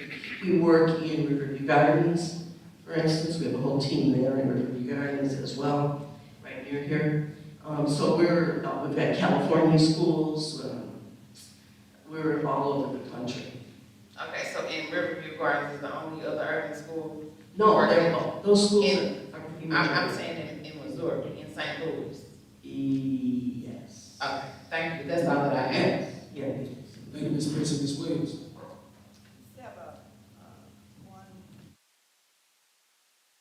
One question. Would you explain to me again how you drew the data down? I know, this was confusing for me too, so I'm with you on this one. We looked at your data you had from a year ago before we ever got here. And we looked at, you took fall test and you took a fall test, you can take a spring test. So we looked fall to fall and we said, how much growth did you make fall to fall? And then we looked at this fall when we got here, and now we tested in winter, so a half a year, and we asked how much more growth did you make this year than you did last year? And those graphs are the growth that you have made in addition to the growth you had last year over the top. So in other words, we're having an impact. We wanted to know, are we having an impact? It's hard to measure when you only have that much data when we just started the program. So this was just our way of trying to figure it out for ourselves, really. Are we making an impact? Is it making any difference? And we used the data you had to calculate that. So it's all about growth. This is the growth you made over this short period of time. So actually, it means that we're making a difference. The systems you're putting into place, the focus that you have going on in the district, the things we're trying to do collectively, because we do it with you, we don't do it to you. That's why we have embedded coaches and sort of boots on the ground helping. And then we all want to know together, is it making a difference? So it was a comparison of that whole year to just a little time we were here to make sure we were making an impact, and it's a growth measure. So the 12%, for example, if a bar says 12%. That's growth, 12% higher. Over what? What's the baseline? 12% over what you grew last year from fall to fall. Okay. Does that make sense? Yeah. It took me a while. I have to tell you, this was a calculation, and I took statistics when I was in college. Okay, it took me a while to figure it out too. But it was a way for us to look at it in terms of, are we really growing? We need to grow. That's the point. Ms. Patton. Nothing. Ms. Humphrey? You know, one of the things I noticed as you were going through the data, there were some grades that seemed to show more growth than others. Yes, sir. Talk to me a little bit about how those best practices are shared between the grade levels, because I recently looked at some data for one school, and I noticed there's a couple of grades where they were in double digits, and then the other ones were not quite in double digits. So how does that whole process help those that are not in double digits? That's why we have coaches in the building. They meet with each collaborative team, and they go over the data with each collaborative team, and they talk about what are those best practice strategies that worked, and why did this teacher maybe get, even in the same grade level, have better results than this teacher? What have you been doing differently that's getting those kinds of results? So we do it through a collaborative process, and we do talk about why and how and what we're going to do. In addition to that, we've started talking in each building about what are those instructional strategies that we should all be doing, because we know from research that they get us where we need to go, that they're most effective. I'm sorry. So we then ask the teacher to implement those across the board. We call those core instructional practices. So we'll be talking about how, they already have, I'm certain, how they got those results and what they want to implement school-wide to get even better results. You know, because I guess the other part too is I looked at the information you talked about, that there's a customized plan for each of the schools, and I think from a board standpoint, to be able to kind of get a 10,000-foot look at what that structure looks like in different schools, because it kind of helps us understand when you bring the results, you know, just what's going on at the school level. We built the customized plan through the needs assessment. Assessments are a 360 view of the school. We spend a couple of days there, and we interview parents, and we interview students, and we interview teachers, and we interview the leadership, and we look at data, and we collect data by visiting classrooms, and not a teacher, but what does instruction look like in this building, and is it effective or not? And we collect that, and then we look at past year's data to see what the trends are, and we begin to pull together from all of that what we believe are the strengths in the school and the challenges. And then based on that, we create goals, and we align it with the school improvement plan that you already have, or you have to have for your state and for your school district. We align those goals because the principal doesn't need more goals. They need help with the goals they have. And pretty much they align, we align them, and then we create a 30, 60, 90-day plan around that. And each school is customized and speaks to that school's needs. One of the things that I noticed as I looked at all of them before I came here today, I reviewed them, is that one of the structures that across the board every school said they needed was to build their guiding, what we call a guiding coalition, learning team, leadership team, whatever you want to call it, that would support the work. Because no matter how charismatic and wonderful your principals are, they can't do it alone. So they have to have those folks in line to help move their school forward. So one of the things I saw in each and every one of the 30, 60, 90-day plans and needs assessment was the building of that leadership team. And so they're working on that as well. And I guess my final question, I know that you have, you've been looking at all the data, but are there any other points of data that you look at that are not data related that says, hey, what we're doing is working? What are some of those? Yeah, they do kind of formative assessments in the teams on specific learning targets, and we look at any data that we have like that. We also look at any data that the district collects. Some districts do benchmark data or mock test data or whatever, and we look at all of that. We also look at your state data over time to see, what's been happening and how that's going. We look, you happen to have iReady, which we look at very closely because you do it on a regular basis. But any data that they do in the schools is examined. They even do exit tickets after they teach a lesson, and we examine that data. Did the students learn? Was your instructional strategy effective? Yeah, I promise this is my last. When it comes to school culture, is around Yes. survey. At some point, I think some aspect of that, I think the board it would be helpful for us just to kind of see what your assessment is of school culture. Yeah, what we do should affect the culture, because you can't make structural changes if you're not willing to work on culture, because culture eats structure for breakfast, excuse the expression. So you really have to work on culture at the same time. So I agree, culture. Doing a survey on culture, usually a district has one that they use. If they don't, we can help with that. Thank you so much, Ms. Taylor. Hi, good evening. Notice that you use the word boots on the ground. So on an average week, how much time is spent in the actual classrooms? Our coaches come 2 days a month, every month, and they meet with collaborative teams. They do what we call instructional sweeps with the principals and with the leadership team. They work with the leadership team at the same time. They have a full schedule every and they're here back to back, because sometimes it's hard for a principal to schedule all those meetings in one day. So we make sure they're here back to back, which is why they're sitting back here, because they're all working in the schools here. And then they come back the following month. In between time, they communicate with their principals. They email, if they are allowed to get into their Google Docs or whatever they have that they're using for meetings, they go in and they look at how things are progressing. They leave each team with homework, and they leave the principal with homework every time they leave, and they check in on it afterwards. And that was going to be my next question or statement, because I noticed the information that we received, there was a lot of the information was saying that we were going to schedule, or we were going to put things on a calendar to follow up. I think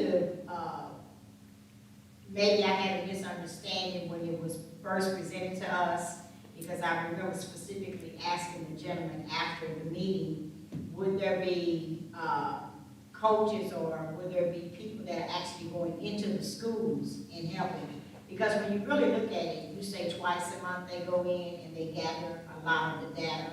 They do a lot of the planning. Is the planning actually put into action? Yeah. Because according to that, it looks like the numbers are, you say our numbers are getting better. Yes. They are getting better. And so I just want to make sure that they are actually spending time in the schools with the teachers, getting the information out, the planning goals, the things that they are planning. Yeah. And then my final question is, that was just my thought, but my question is it possible that they could devote more time into the schools? Yes. I don't know if that's something that has to go through the superintendent to approve that. You also have some content coaching happening too. So that's content meaning math, science, math, literacy coaching, things like that. I'm sorry, and so when they actually go into the classroom, because we haven't heard a lot, and so when they actually go and spend time in the classroom, what is that setting like? How long of a period are they in there? What does that look like? So The embedded coaches work with the collaborative teams primarily, and the reason for that is that we can't improve instruction one teacher at a time, because the teachers move, they leave, it changes, and basically we've been trying to do that in education, I think, since the earth was cooling. And now we find out that if we get a collaborative team that really, really works together and learns from each other at the same time, that we have a better chance of affecting more students. So they start with the collaborative team, but they also meet with individual teachers as they do their instructional sweeps, and they meet with the principal, and they give advice about that, and they talk to teachers, and they also do some staff development. Like if they're here for 2 days, then one day they can stay and do a staff meeting with them on a specific topic. So it's very customized. We do whatever it takes, to be honest with you, to get better results for you. We're here to help you. We're a resource. We're not more work, we're a resource. And so we do whatever it takes to make things go better for you. Thank you. You're welcome. Mr. Hodge. Thank you. Thank you, Dr. Kramer, for being here this evening. It is wonderful to have you here with us and with such a representative from Solution Tree. So thank you for your support tonight. Thank you for the data presentation for us tonight. I don't took a look around, but as you were presenting the data to this room, all eyes are glued on the board and to your voice. And I think that that is a symbol of our commitment to providing the academic preparedness for all of our students in this district. This is our primary concern. I've been an advocate for Solution Tree since learning of your work in the region a few years ago. And so we're really happy that you're here and that you're supporting our work. My questions and my comments from this point forward come from a place to make sure that we are getting our money's worth out of this investment. This is a huge investment for our district and for our leaders in their time. The coaching that's being provided, the development that is happening in our district is an investment. Every time we move a teacher and educator out and away from a student, that's time off that work. And so we appreciate the embedded development model that you've been implementing. If you would, can you please go back to your first data slide? I've had a question since the first time that I've seen it, and I would love for you to explain something to me. The first data slide, you mean the one that was district? Yes, the district. That one? Yes, the wording of the time frame seems, I was listening to you and trying to make sense out of it. The caption reads from fall 23 to fall 22. That seems to be inverted to me. And I thought, I asked that question. It's funny, you and I are saying it. I asked that question when I got these slides, because we have a data analysis person at Solution Tree that pulled this data together, along with Anthony Taylor, but I don't think it's on. Oh, thank you. Anthony Taylor supported him, and they pulled this data together. I thought it was inverted too, but he did it from the most current to the, because he subtracted. That's how you find the growth. So you subtract the last from the first, and if there's growth, there's growth. But I looked at that and said, that was my first question when I called the guy, the gentleman, Mike Squirzo, who pulled this together. Why did you do it inverted? But he didn't. It was a subtraction. He subtracted where we are now. if you didn't get that, and I didn't get that, that means that there are several people who are looking at this who may not have understood that.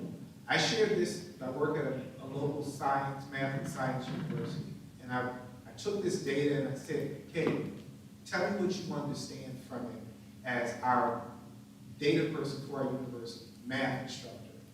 And they said, it doesn't make sense to me. What I'm asking for our team to do and for your team to do, make sure that we simplify this data as much as possible, not to confuse anyone. Because what you presented today, your explanation of it works for us. But if I've got this data and I'm trying to explain it to somebody else, I don't know. Does that make sense? Yeah, and I'm all for making data simple. You and I are totally. I think there was such a short period of time to give you something that was quantifiable, that this is the way we had to measure the data. We only had iReady, and this is the way we did it to make sure that we were having an impact. And internally, this met our needs, but certainly somebody had to come and explain it, which is why I'm here. Absolutely. So we just need our data to stand alone, because we might not have it every time we want to explain it. So that's very helpful. Just a point of clarity. As soon as we were looking at this data, the question came up, well, do we have enough data here? And so we started asking questions about how much data do we need to support this. And I've always been an advocate that less is more. But as I've listened to you tonight, I need more. You do. Because it sounds like in your statement, you said that the growth that since we've been here, that we're making a difference, implying that over the past 7 months since Solution Tree has been here, we've seen a growth, the growth that we see projected here. Now, if that's the statement that we're making, I just want to be clear. I love results, but it means that we started turning the ship around in the past 7 months with you all. And I just want to make sure that that's what we're saying, because if that means that we've identified what the problem was, we started making the changes, and that we're on the right path now, that's reason to celebrate. But I'm not going to celebrate until we're all clear that that's what has happened over the past 7 I months. think you always need to rely on multiple measures. This is one measure, and I think you need to triangulate your data. And so basically, I would say to you, this tells us, it's a road sign. This tells us we're doing the right thing, we're turning in the right direction, but you don't get out of where we are in 6 months, 5 months, 4 months, a year. It didn't take that long to get our results where they are right now. I mean, it took longer to get the results where they are right now. It's going to take just as long to get us out of this. We all have a sense of urgency. Nobody wants any of the students to underperform or not have the options and opportunities available to them. So we are all on the same page, but this is just a very short snippet of right now with one data point, and I want you to understand that in the future, there'll be multiple measures, and we'll be looking at triangulation. Sure. One of the early reports that we received from Solution Tree back in October was a result of the assessment that I believe this is what you were referencing earlier about the continuum. Yes. That is part of your work, and there are about 7 domains. Yes. For those continuums, including culture, leadership, critical questioning. And in general in the district, all of our scores were below level 2, which is we're attempting to do this. Should we assume that as these numbers in your continuum go up, that we're going to see more improvement in the academic Yes. data that we collect? That's the process. The rubrics measure the process. Remember, this is a process, not a product. So we will do the rubrics again, the continuums, if you will, at the end of the year this year, and we will show you the difference between when we started and where we are now, and we would hope to see some gains in student achievement. I have to be totally and brutally honest. When we start this, because it's a process and it requires us to put systems in place, there isn't always a huge jump in achievement. We see pockets of achievement movement. We don't see a huge jump. It isn't until year 2 that we begin to see things a clearer way to where we're going. But we work on the process, and then the process will get us better results for the students we serve. And so we continue to look at those continuums, or I call them rubrics, because we put them in the needs assessment. I love it. I strongly believe in pre-indicators of success. I think that academic performance is built on a foundation for academic performance. And I think as a community, we understand that these domains, I wish you had shown them to us today in the slide. But in the absence of that, I do want to, if you don't mind, to read off what are in these continuums. Can I do that? What are in the continuums? Yeah, what the continuums are, maybe you can explain them. The culture of success, engaging in the right work, critical questions 1, critical questions 2, 3, and 4, shifting from all to each, leadership for learning, and student-owned learning. Those are the things we think will improve student achievement. And we have indicators in each one of those areas to say what really good looks like. If you're doing it in a really successful,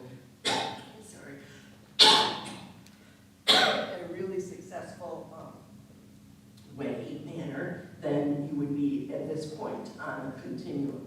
And so we measure all those things because we think they impact learning. Question 1 is really all about what is it students should don't be able to learn. We're crystal clear about students learning. The second one is if we pick those things out and we think focus of teaching and learning, then how will we know if they've learned it? In other words, how will we assess it? What evidence will we accept students have learned? I am so sorry.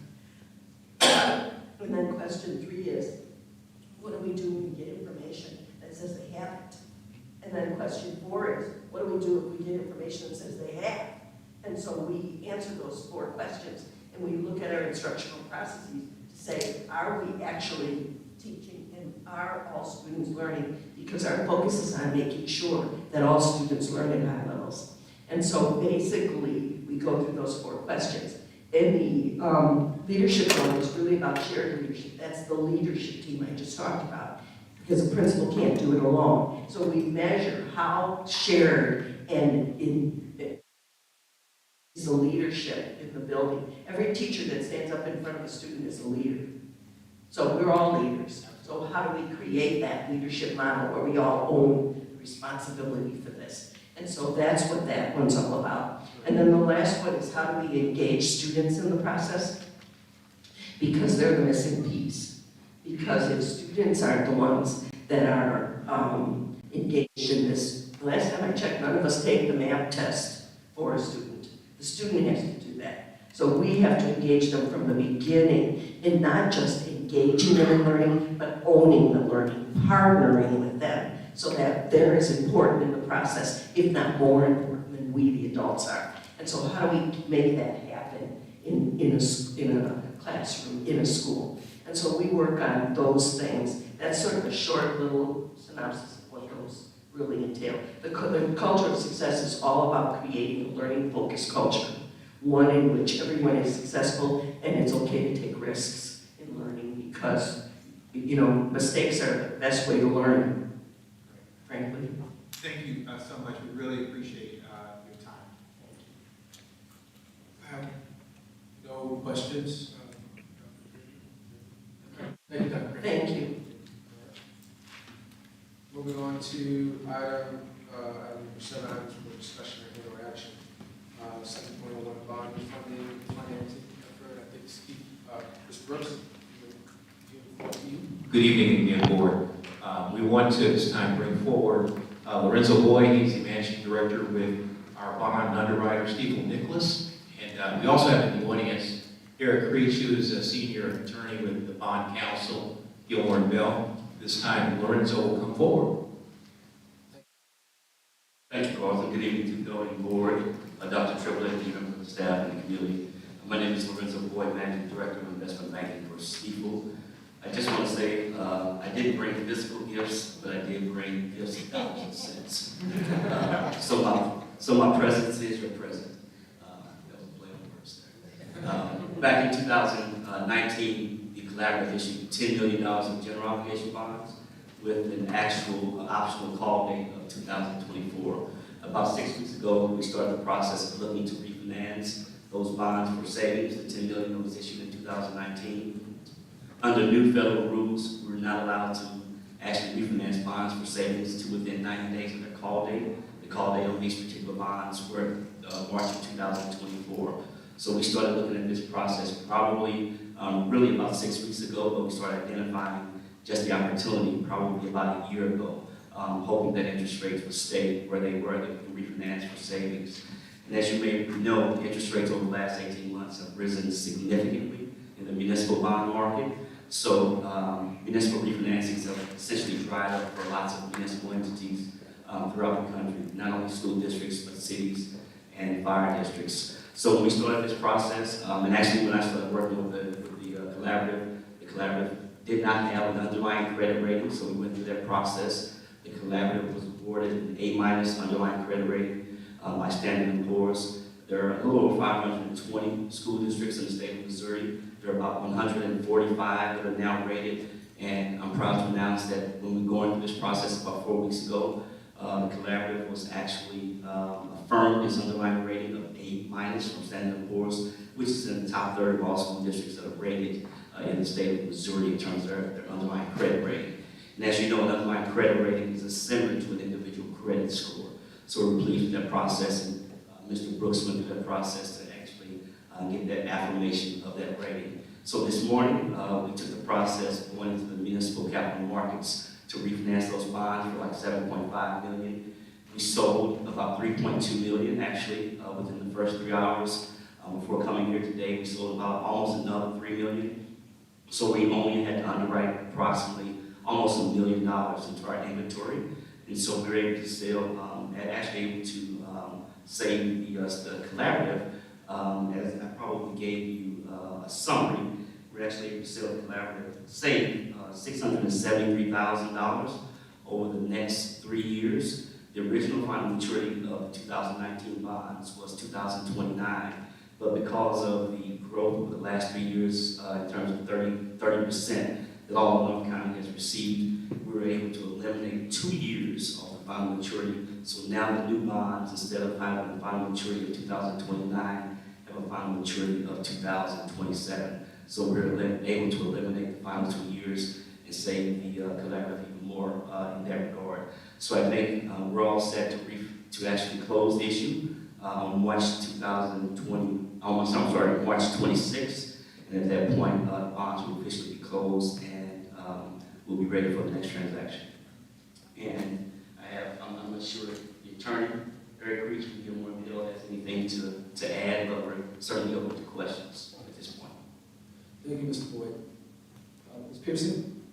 I don't have any questions, thank you. I'm sorry, Alex. Oh, Alex.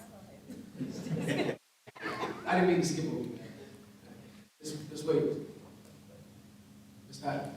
Well done. Thank you. Mr. Humphrey? No questions. Ms. Taylor? You spoke very fast, I was trying to take notes. Mr. Hodge?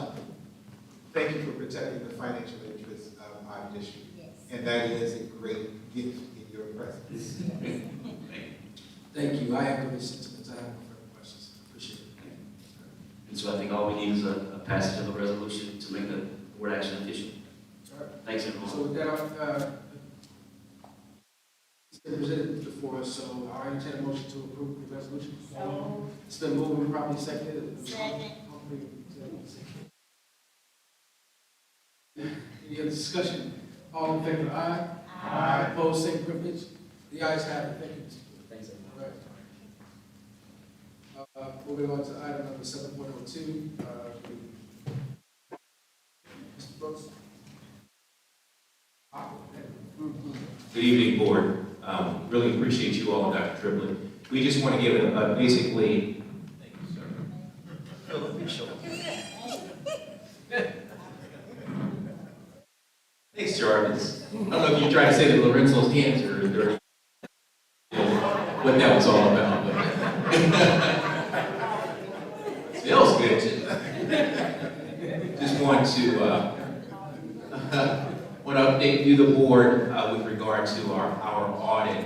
Annually, of course, the district is audited by our auditors, Berberek and Greg Bowman. So they've issued a draft report.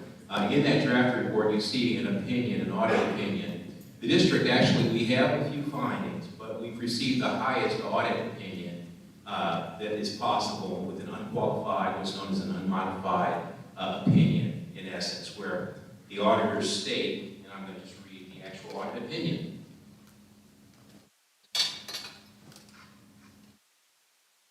In our opinion, the financial statements referred to above present fairly, in all material respects, the respective modified cash basis financial position of governmental activities in each major fund of Norfolk Schools Collaborative as of June 30th, 2023, and the respective changes of the modified cash basis financial the year then ended in accordance with the modified cash basis of accounting described in Note A. So that, in a nutshell, means that we have a quality audit, in essence. Overall, that we have received the highest audit.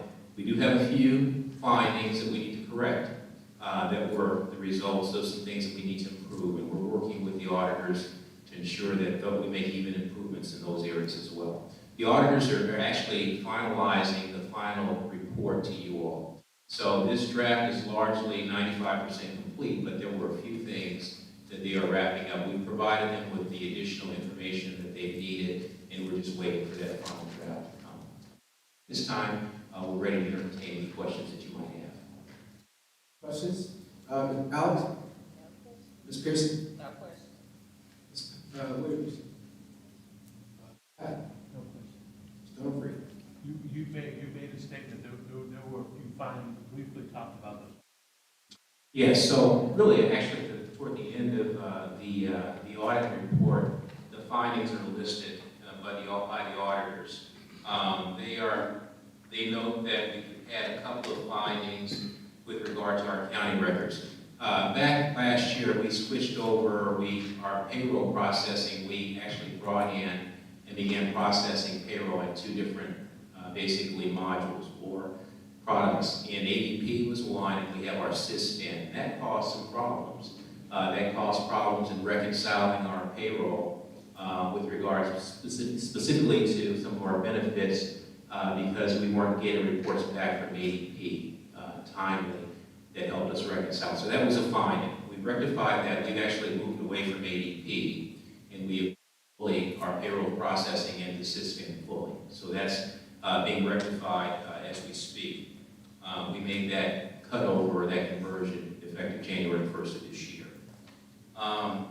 We have had a couple of things around our schedule of expenditures and federal awards, our CFA reporting. That was a finding too, meaning that with our federal funding, all of the monies that we've gotten, those monies, we have reported a preliminary report that reported in a couple of these funds that we had received and spent monies these ways. Well, there were a couple of changes that had to be made. We had to make accounting adjustments and entries, and so that was noted as a finding that needs to be improved as well. And then thirdly, because we did not get this audit wrapped up by December 31st deadline, that's what we aim for. We need to have that done. I'm planning to have our audit done for the upcoming 22-23, and then 23-24 fiscal year. We want that done and presented to you, the board, by a November or late November date or sometime in early December, because we want to meet the December 31st deadline. So that was a finding as well. We had some cleanup in transportation around our reporting as well. That's another potential finding that they noted, but some minor things. So those are, Mr. Humphrey, the findings that were noted or cited. Okay, thank you. You're welcome. Thank you, Ms. Humphrey. Ms. Taylor. No questions. Mr. Hodge. I just want to recognize that our superintendent, Dr. Triplett, came into this district and within his first 30 days recognized that there were some concerns with our financial books in this district. And at that time, he sought to bring in Mr. Brooks in this role, and the two of them are responsible for leading the charge to get us this level of audit rating. So I just want to recognize that at this moment. Great job, thank you. Thank you, Mr. Hodge. Thank you. So it's a pleasure for us to adopt the report. Yes. I will entertain a motion to adopt the report as presented. Second. It's been moved and probably seconded that we adopt the report as presented. Any further discussion? Hearing none, all in favor, aye. Aye. Opposed, same privilege. The ayes have it. Thank you, Mr. Brooks. Thank you. All right, moving on to items for consent. The items for consent were presented to the board. There was some healthy bit of exchange, job and clarification. And after such, we have the items for consent. With that, I entertain a motion to approve the items for consent as presented. So moved. Second. It's been moved and properly seconded that we approve the items for consent as presented. Any other discussion? Hearing none, all in favor, aye. Aye. Opposed, same privilege. All right. The ayes have it. Moving on to item number 10, joint executive board comments. Ms. Alex, beginning with you. Hey y'all. So first I want to say thank you all for having me. I feel so special. But thank you all for having me. And I really just want to thank you for all of your hard work. Even before I got on here, you guys were doing that. And to all of the other schools, also, okay, so I know y'all always hearing about my competitions. I'm leaving on Sunday for a competition, so wish me luck, guys. And then on the 27th, I will be inducted into Alpha Beta, the Math Honor Society. So if you guys want to come, please come.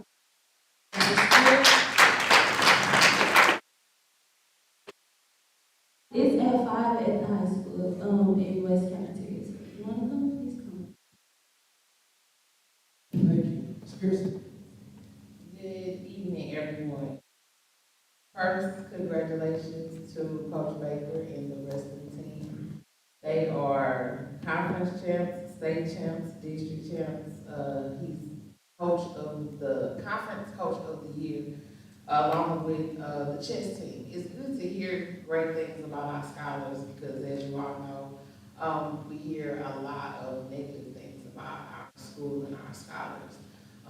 Normally produce, in my opinion, and maybe because I'm biased, because I'm only alone, some of the greatest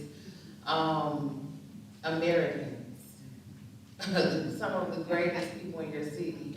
I believe Mr. Lorenzo Boyd is a Normandy alum. I'm not, okay, so he is. So this says certain things to our community, to our neighborhoods.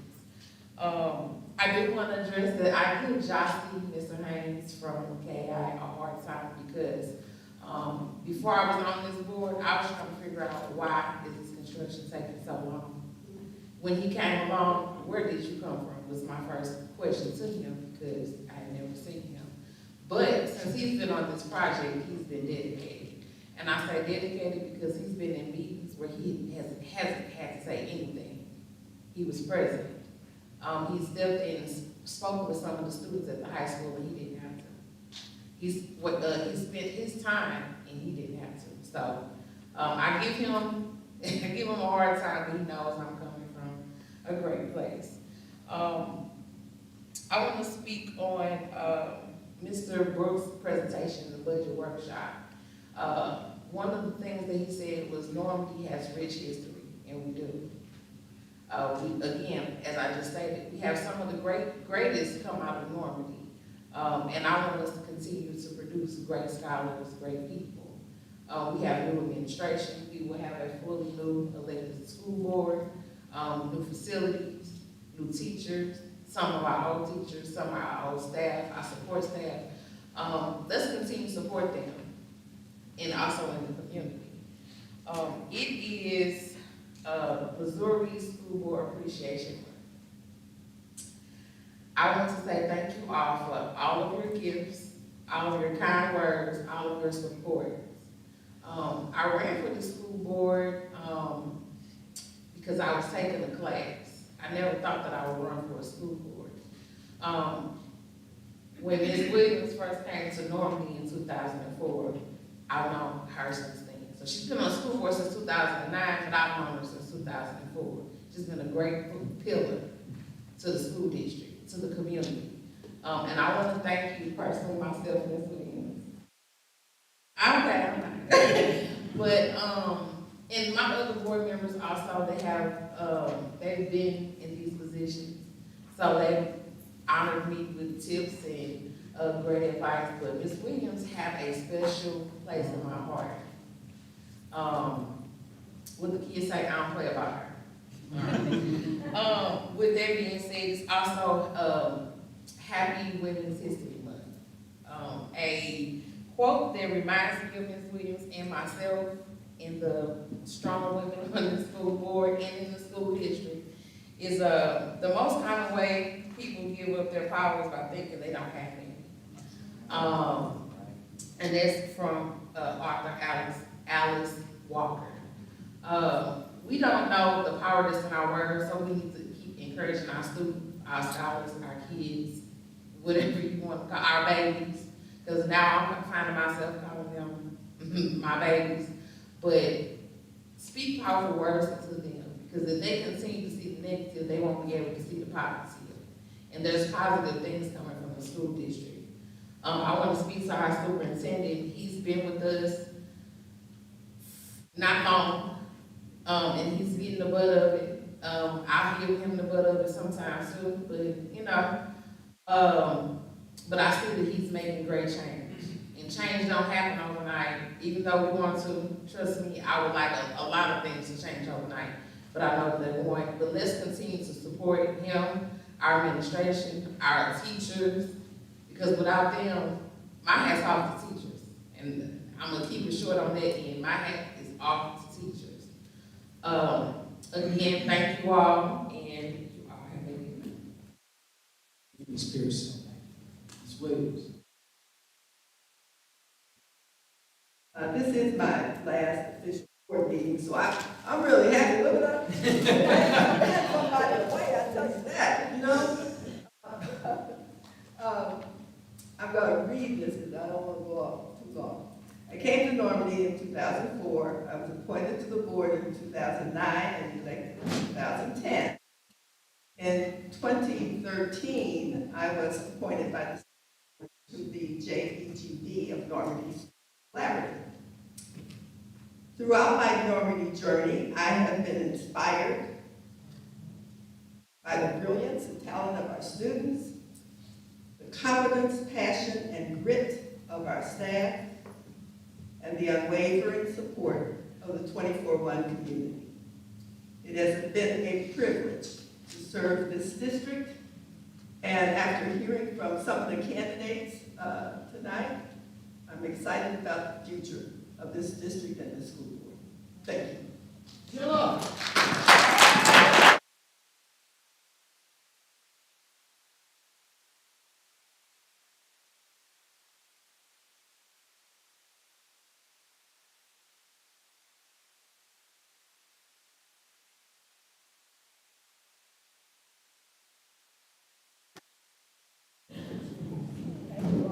Thank you, Ms. Williams. Ms. Patton.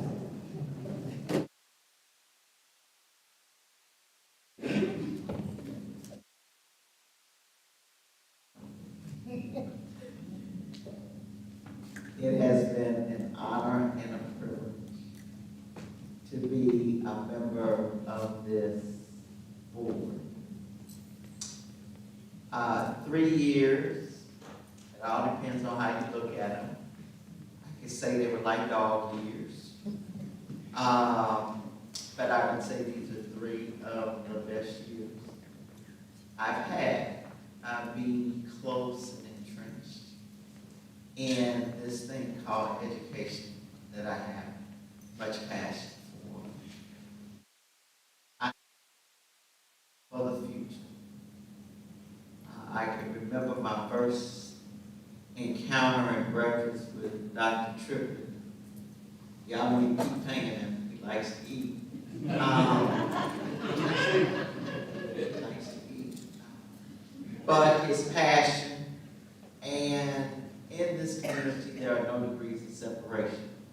So in my first meeting with him, somebody that I hold very near and dear to my heart, the office manager in my office, who's the East Boogie guy, and I went back to the office and I said, you know, I just had this incredible breakfast with the new school district superintendent. And I said, well, do you know him? And he said, oh, yeah, he good. Y'all got the right one. So I was encouraged from day one that, as we've all said, Rome wasn't built in a day. We didn't get here in a day, so it's going to take us a day or 2 to get out of this. And it takes passion, it takes persistence, it takes perseverance. It takes the whole village. So though I could live somewhere else, I choose to stay in this district where I've been for, I'm only 21, 54 years. And I am a Normandy High School graduate. And proud to be a Normandy High School graduate. And you know, when everybody asks you what high school you go to, you know, it's like, you know, they look at me and they're like, what the Normandy? Because I went to Normandy in a time of transition just like we are now. You know, kids were moving from the city, you know, we were the Jeffersons, we were moving on up. And we were moving from the city to the county. And there just were so many dynamics, like you have dynamics today. So the kids brought up in the district did particularly care for kids that are coming from the city. The city kids were undergoing their own sense of transition. But part of who I am today is because of my experience here And yes, my 50th class reunion will be in 2025. So, and if you all can hear the antics that go on up here, somebody just said to me, oh, you old. At the end of the day, I'm a spring chicken, thank you very much. But it has been one of the best experiences I've ever had in my life. Staff who are amazing. Teachers, principals, administrators who are amazing. We're living in a time where everything is instant. We have a lot of hate in the world. That hate is manifested. I was telling somebody the other day. I get to go, there are 2-3 bus stops on my route in the morning, and I was driving, and there was a little consternation going on at the bus stop between 2 little boys. I'm so glad I didn't have to get out of my car because the popo happened to pull up. But what I have noticed to the parents, to the teachers, to the support staff, to the parents, generally every bus stop I go by has an adult on it. And that's encouraging to me. And the kids actually look like they're kind of happy and they're kind of having fun because there are balls that are bouncing. I don't see too many backpacks, but we're going to work on that. But at the end of the day, you can tell that they are looking forward to getting on the bus. So I know for a lot of kids, that's a refuge. But therefore, them to come into an environment where they're cared for, supported, and loved, I can't say enough. To our young scholar, blessings, and may the world be yours. I was teasing her before meeting today to say she was going to knock Gordon Ramsay out of his spot. And she said she was going to try. And that's all I need her to do, is to do her best and give God the rest. To my new friend, Miss Pearson, she will always be special in my heart. Miss Sheila, who I actually knew Miss Sheila's sister before I knew Miss Sheila. But, you know, Miss Sheila's my girl. She is the wind beneath my wings. To my adversary, Mr. Humphrey, we have not always seen eye to eye. Let us be clear that you have to learn in these situations that you have to agree to disagree, and you have to treat everybody with dignity and respect. He still doesn't know why he gets under my last nerve. But, and he may never know. So I'm just saying that, love you, Mr. Humphrey. Miss Taylor is like the grandma on the board. She the one that keeps us all going in the right direction at the right time. Mr. Hodge, I've known him for a long time. And you know you're growing up to be a fine young man. And to my baby brother, Brian Roberts. All right, thank you very much. I need to tell you, I am going to be quiet because it's late. And most of us got real jobs and we were like, it's been a long day. But I can't say enough. Thank you for all the gifts. I was teasing up here. Like I said, if you could hear some of the banter that goes on. I'm like, dang, we need a truck to get up out of here tonight. So thank you for all the gifts. Thank you for your love. Thank you for your care. Thank you for your support. I ain't going nowhere. I'm going to stay in this district until they put me out.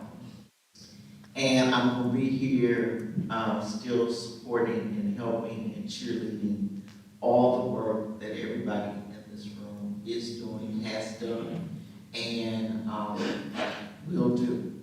Because if we don't do it, who will? Thank you, Ms. Pat. Many thanks. Mr. Humphrey.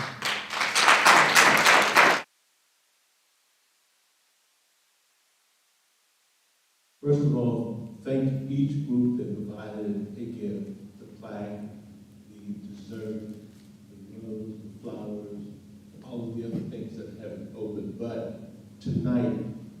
you actually presented to me a gift that far exceeds all of the things that have been given.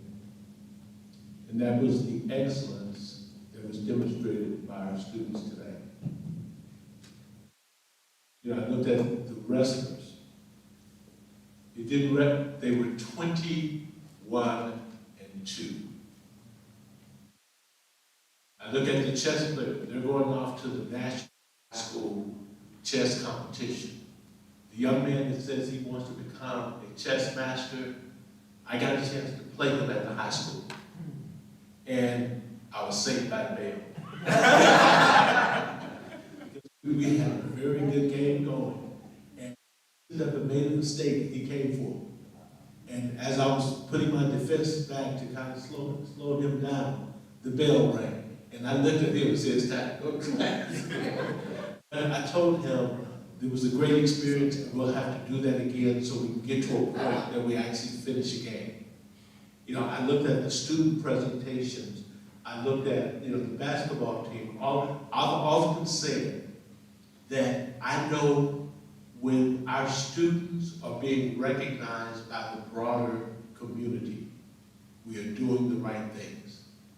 One of the things, I can appreciate your comments, and I'll probably never know what the issue is, but one of the things I can tell you for certain, I don't do adults. I'm about children. So whatever the adult issues are, they are what they are.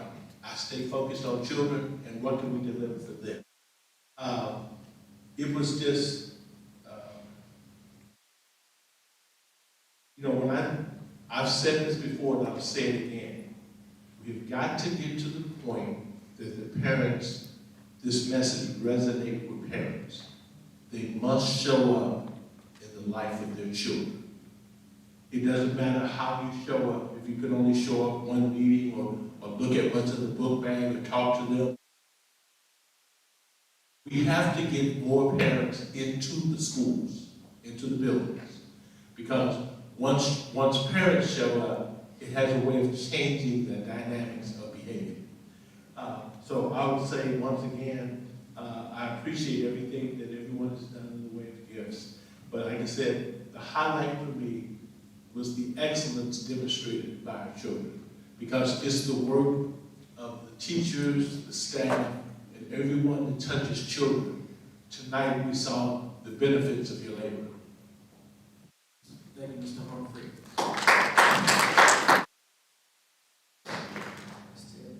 Good evening again. I would just like to say, when I saw the number of people coming into the building tonight and saw all of those that came up to be recognized, if each of their parents had been here, this auditorium would have been full.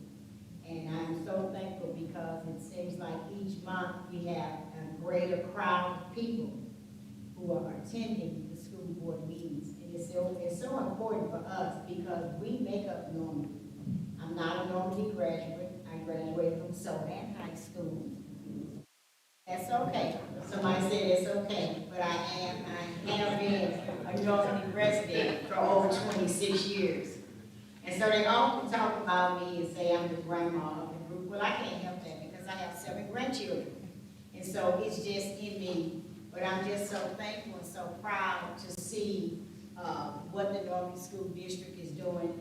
Sometimes I sit back and I think about it and I say, what was it that you said? This is what I say to myself. What is it that you said that made people vote for you?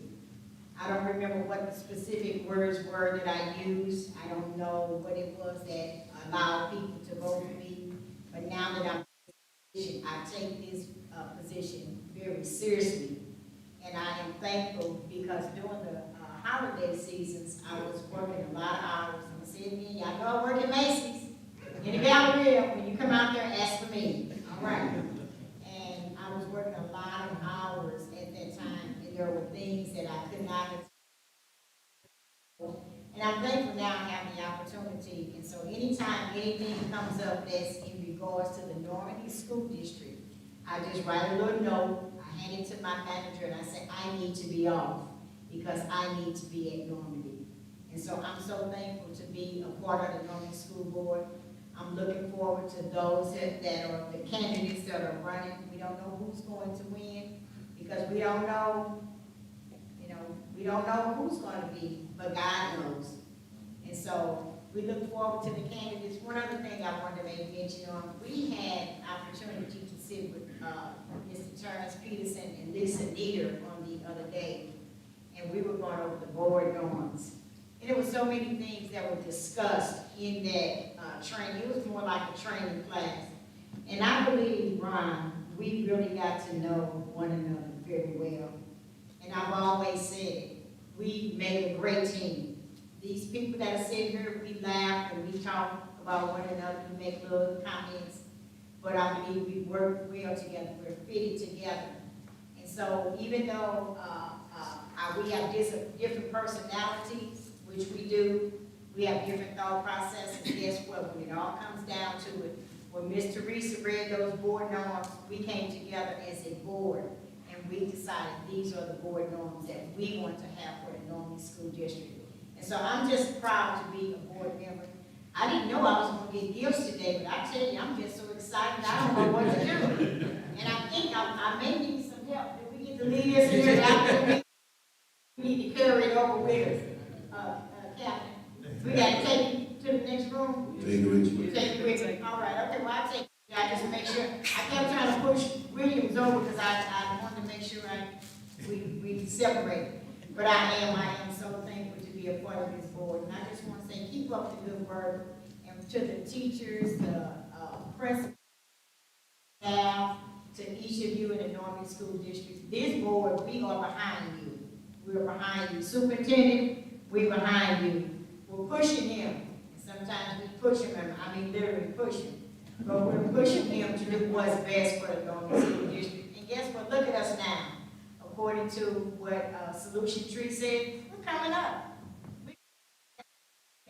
Let's give ourselves a hand. Come on. I just want to say, I told Ms. Sheila when she said she was leaving, I almost cried. But I said, that's okay, I still have your phone number. Ms. Val, I don't have your phone number, but I'll get it before this evening is over. And I just want to say thank you again to each of you. I keep doing what you do because it really takes all of us. It's going to take all of us to make sure that the Normandy School Collaborative District is successful. Thank you. Thank you, Mr.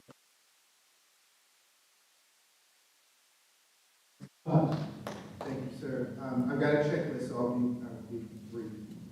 Appreciations have already been acknowledged for these wonderful gifts and presentations this evening. Thank you again.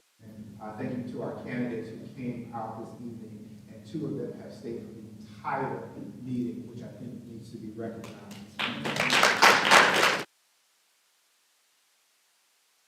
Sheila, Val, and Ron, who will be rolling off of this board, and just we can't thank you enough for your services. They have all been mentors to me throughout this process. Can't say enough about my neighbors and my friends and the service that they've given to this district and the standard that they've set for board service here in the Normandy Schools Collaborative.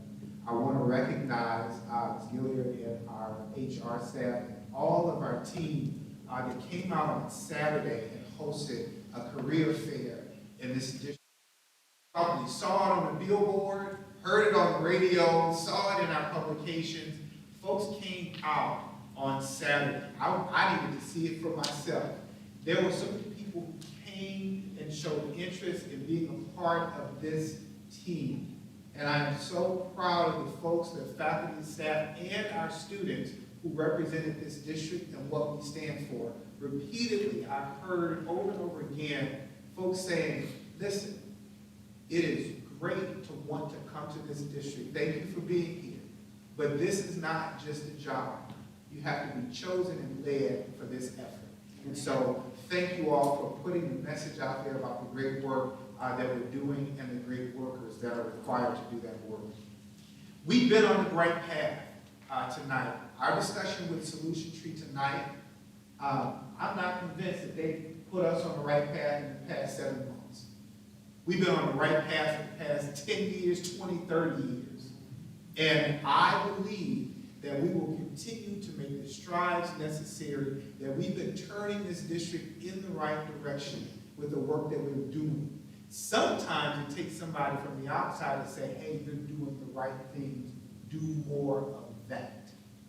And that's what I'm sure is happening in our district. And so I appreciate their presence here with us tonight.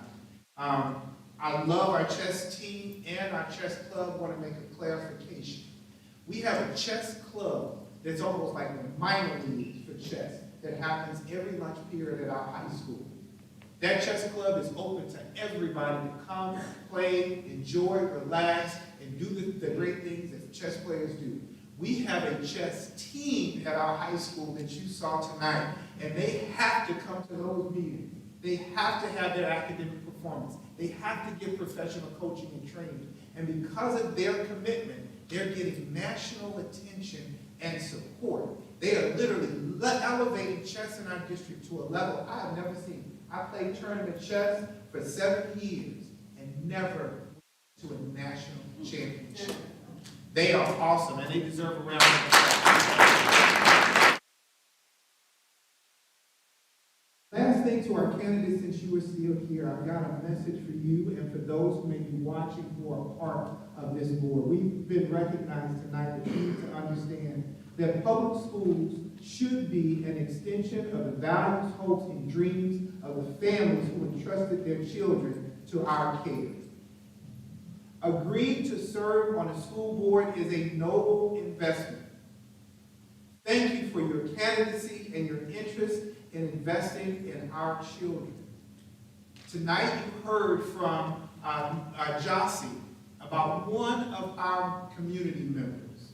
Rod said, I love this district and I'm so committed to the work that we're doing, and I would die here. Tonight, this wonderful staff prepared us a dinner and a wonderful program to celebrate our board service.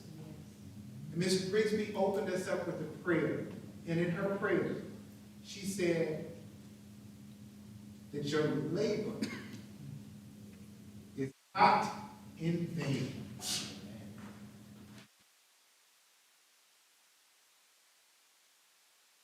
Harmony Schools Collaborative is not in vain. Thank you for your service.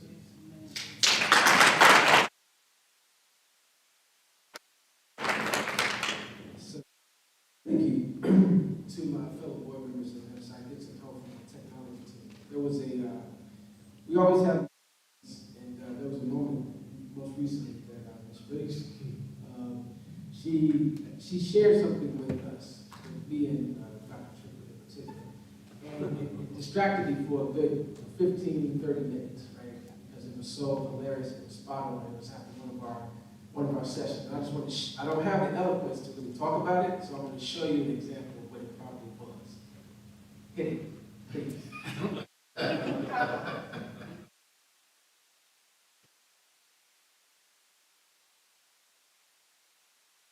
You see this yet?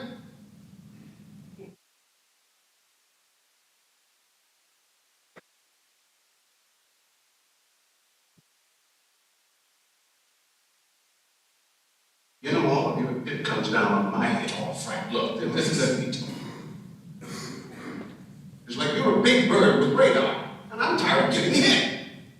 Is this my fault? This is nothing. I've got union lawyers threatening me, and there's talk of a walkout. Well, let them. They're not. Then it's your job now. Some of them have a personal statement, right? Not one. The fire chief was just here. He said it's illegal to bar those doors. Mrs. Barrett is organizing a parents group to try to get you removed, since you insulted them at that meeting the other night when you suggested that they get on welfare. Oh, I didn't mean that. The fact is, you recruited me, man. You disappoint me, brother. You disappoint me. The disappointment here is you. Me? Yes. Look, you know who I am. You know me 30 years. You know what I would do. You know, you keep quiet. The fact is, you're screwing up. You're alienating everyone. Look at you. You have no life. Your wife left you. Walk out on you. Go ahead. Well, when I said I would go to the fire with you. you are not taking care of business. You're pulling out, you're just gonna blame the local. And you suspend Donnell, what the, was it? Donnell is symptomatic.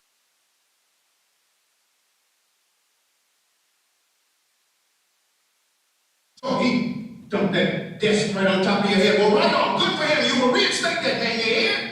And then you fire Mrs. Elliott. Why? Because, well, I wouldn't need her. How about that?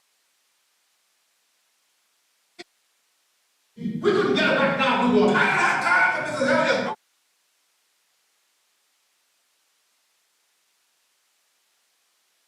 A permanent underclass. No, see, nobody wants to talk about that. Nobody.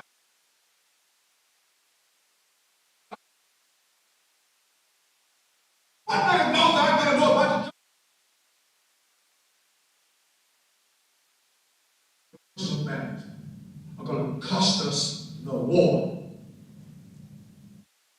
Worry about the schools. You think I'm worried about lining up discussion? Debate is over you. I will what? A formal apology for your treatment of Mrs. Elliott and Darnell and for your vicious and thoughtless insult. Yeah, you students, the way of the world. If you're so hot on discipline, then start by accepting mine. Because contrary to popular opinion, I'm in charge.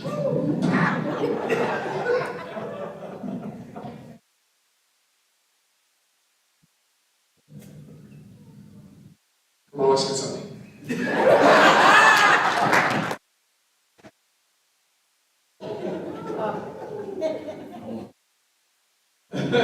You think you bad. So, I had to share that. Oh, wait, I'm sorry. So you gotta go back to YouTube and play that over. Unedited version. But seriously, I think this is indicative of a lot of our exchanges. They're passionate, whether it's staff, among staff teachers, but Dr. Triplett and I have, in a very short period of time, established a working relationship. And I don't even like Jake and Chase and whatever that is, right? But he has definitely become an acquired taste. But it's a lot of passion in this district amongst our fellow board members, their commitment, our staff, our administrators, the cabinet, and we're passionate about everything. And it can be confusing or it can be mistaken for something that's unpleasant. But the majority of the passion that manifests in this community, in this district, is good. It is really good. And this is my last official meeting, and this has been one of the greatest growth opportunities I've had in my life. One of the most humbling experiences I've had in my life. One of the most inspiring experiences I've had in my life. And I've said that time and time again, because being in this place, being in this community is inspiring. And if you're not inspired by something, then there's something absolutely wrong, then find out what it is. Doesn't mean that you can't correct it, you can't fix it, or add. It just means there's inspiration throughout this community, throughout this district. And you really don't have to search hard to find it. But it's important that you're moved by it, moved to do with what you do with excellence. So I'll leave you with these last words. And at my first meeting as a board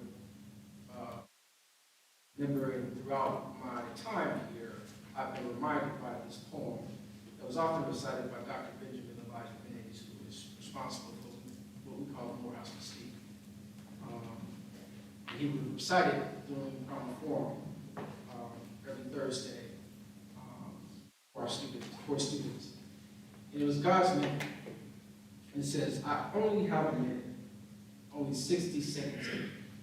Forced upon me, can't refuse it, didn't seek it, didn't choose it. I must suffer if I lose it, give account if I abuse it. But just a tiny little minute, but eternity is in it. So every minute that I've had in this district has been important, and it counts.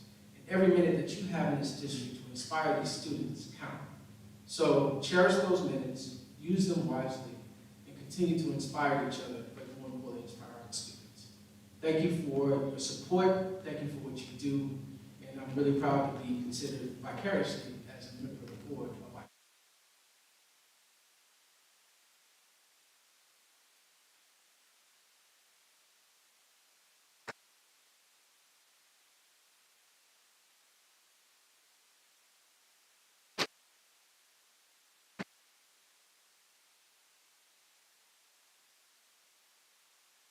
We will cry. So let me first, I want to first say thank you everyone for coming. Refreshing to really see how many chairs were filled tonight. Extremely refreshing. That means that people are getting on board.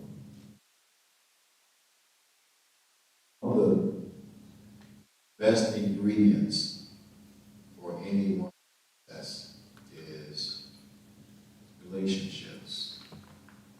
I sat in my office today with Ron and Ms. Rigsby, Chief Campbell, a couple more people, and we looked at some videos of some interviews that were taken with respect to when I was a principal and what people thought of me. And one question was asked, were there ever any funny moments with Dr. Triplett?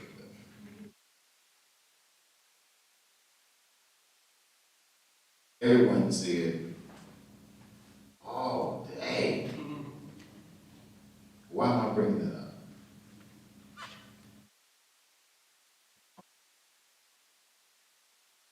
We all are doing some absolutely amazing things. But every 5 steps we take forward, we get knocked back 6 steps for one incident. And we have to think about how many good things we've shared with each other, with children, that made us smile. My job as a leader is to expect great things out of each and every last one of you, including board members. My job as a superintendent is to be even a referee for board members.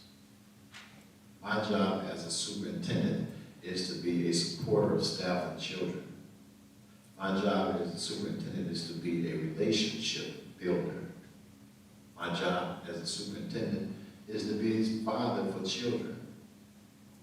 My job as a superintendent is to be the person who carries the load on his shoulders when you can't carry the load yourself. That's my job as a superintendent. I don't have a problem with you thinking you can be the superintendent, because I welcome all help from all areas, because I can't do this alone. And again, the secret ingredient to being a successful person, not just a superintendent, is the relationship you build. So when we talk about, when that question was asked, are there any funny moments with Dr. Triplett?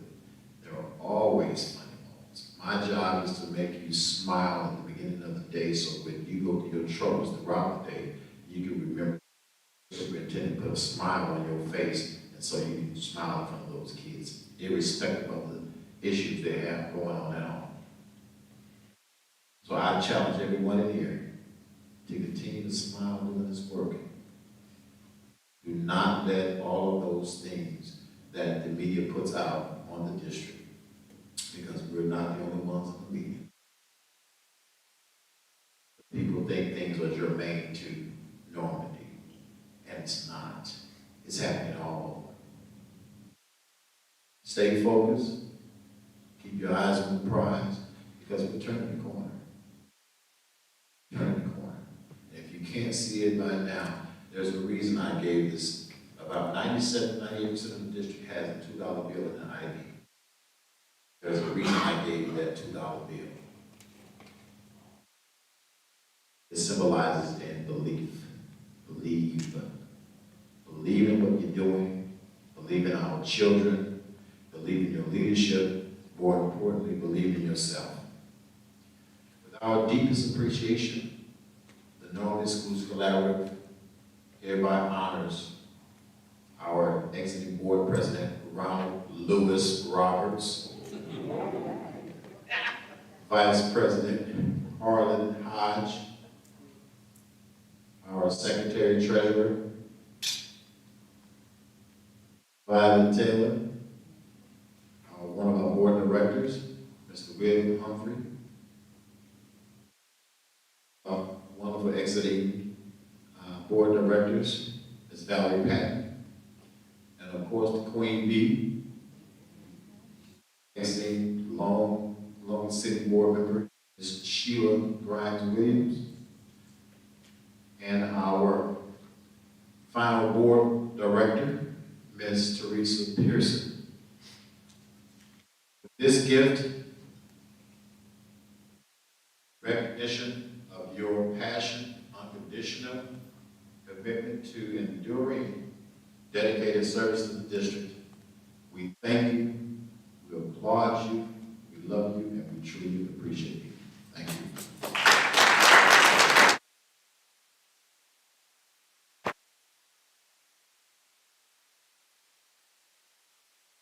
Thank you, Dr. Michael Dana Triplett.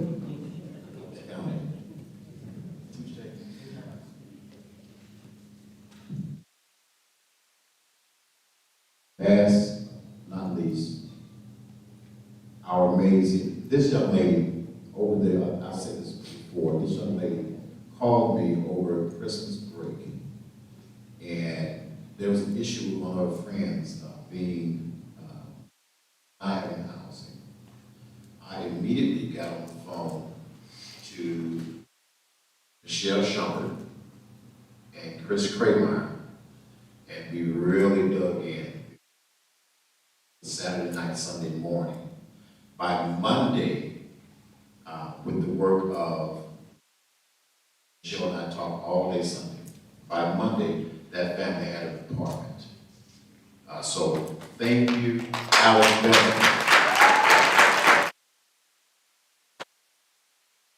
Michelle Shumpert, for that's just a testament of how we go above and beyond to support our children. Thank you, Michelle Shumpert.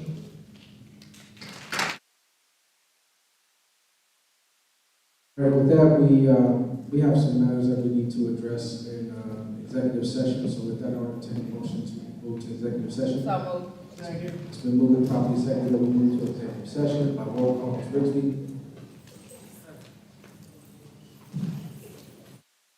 Alex Belton.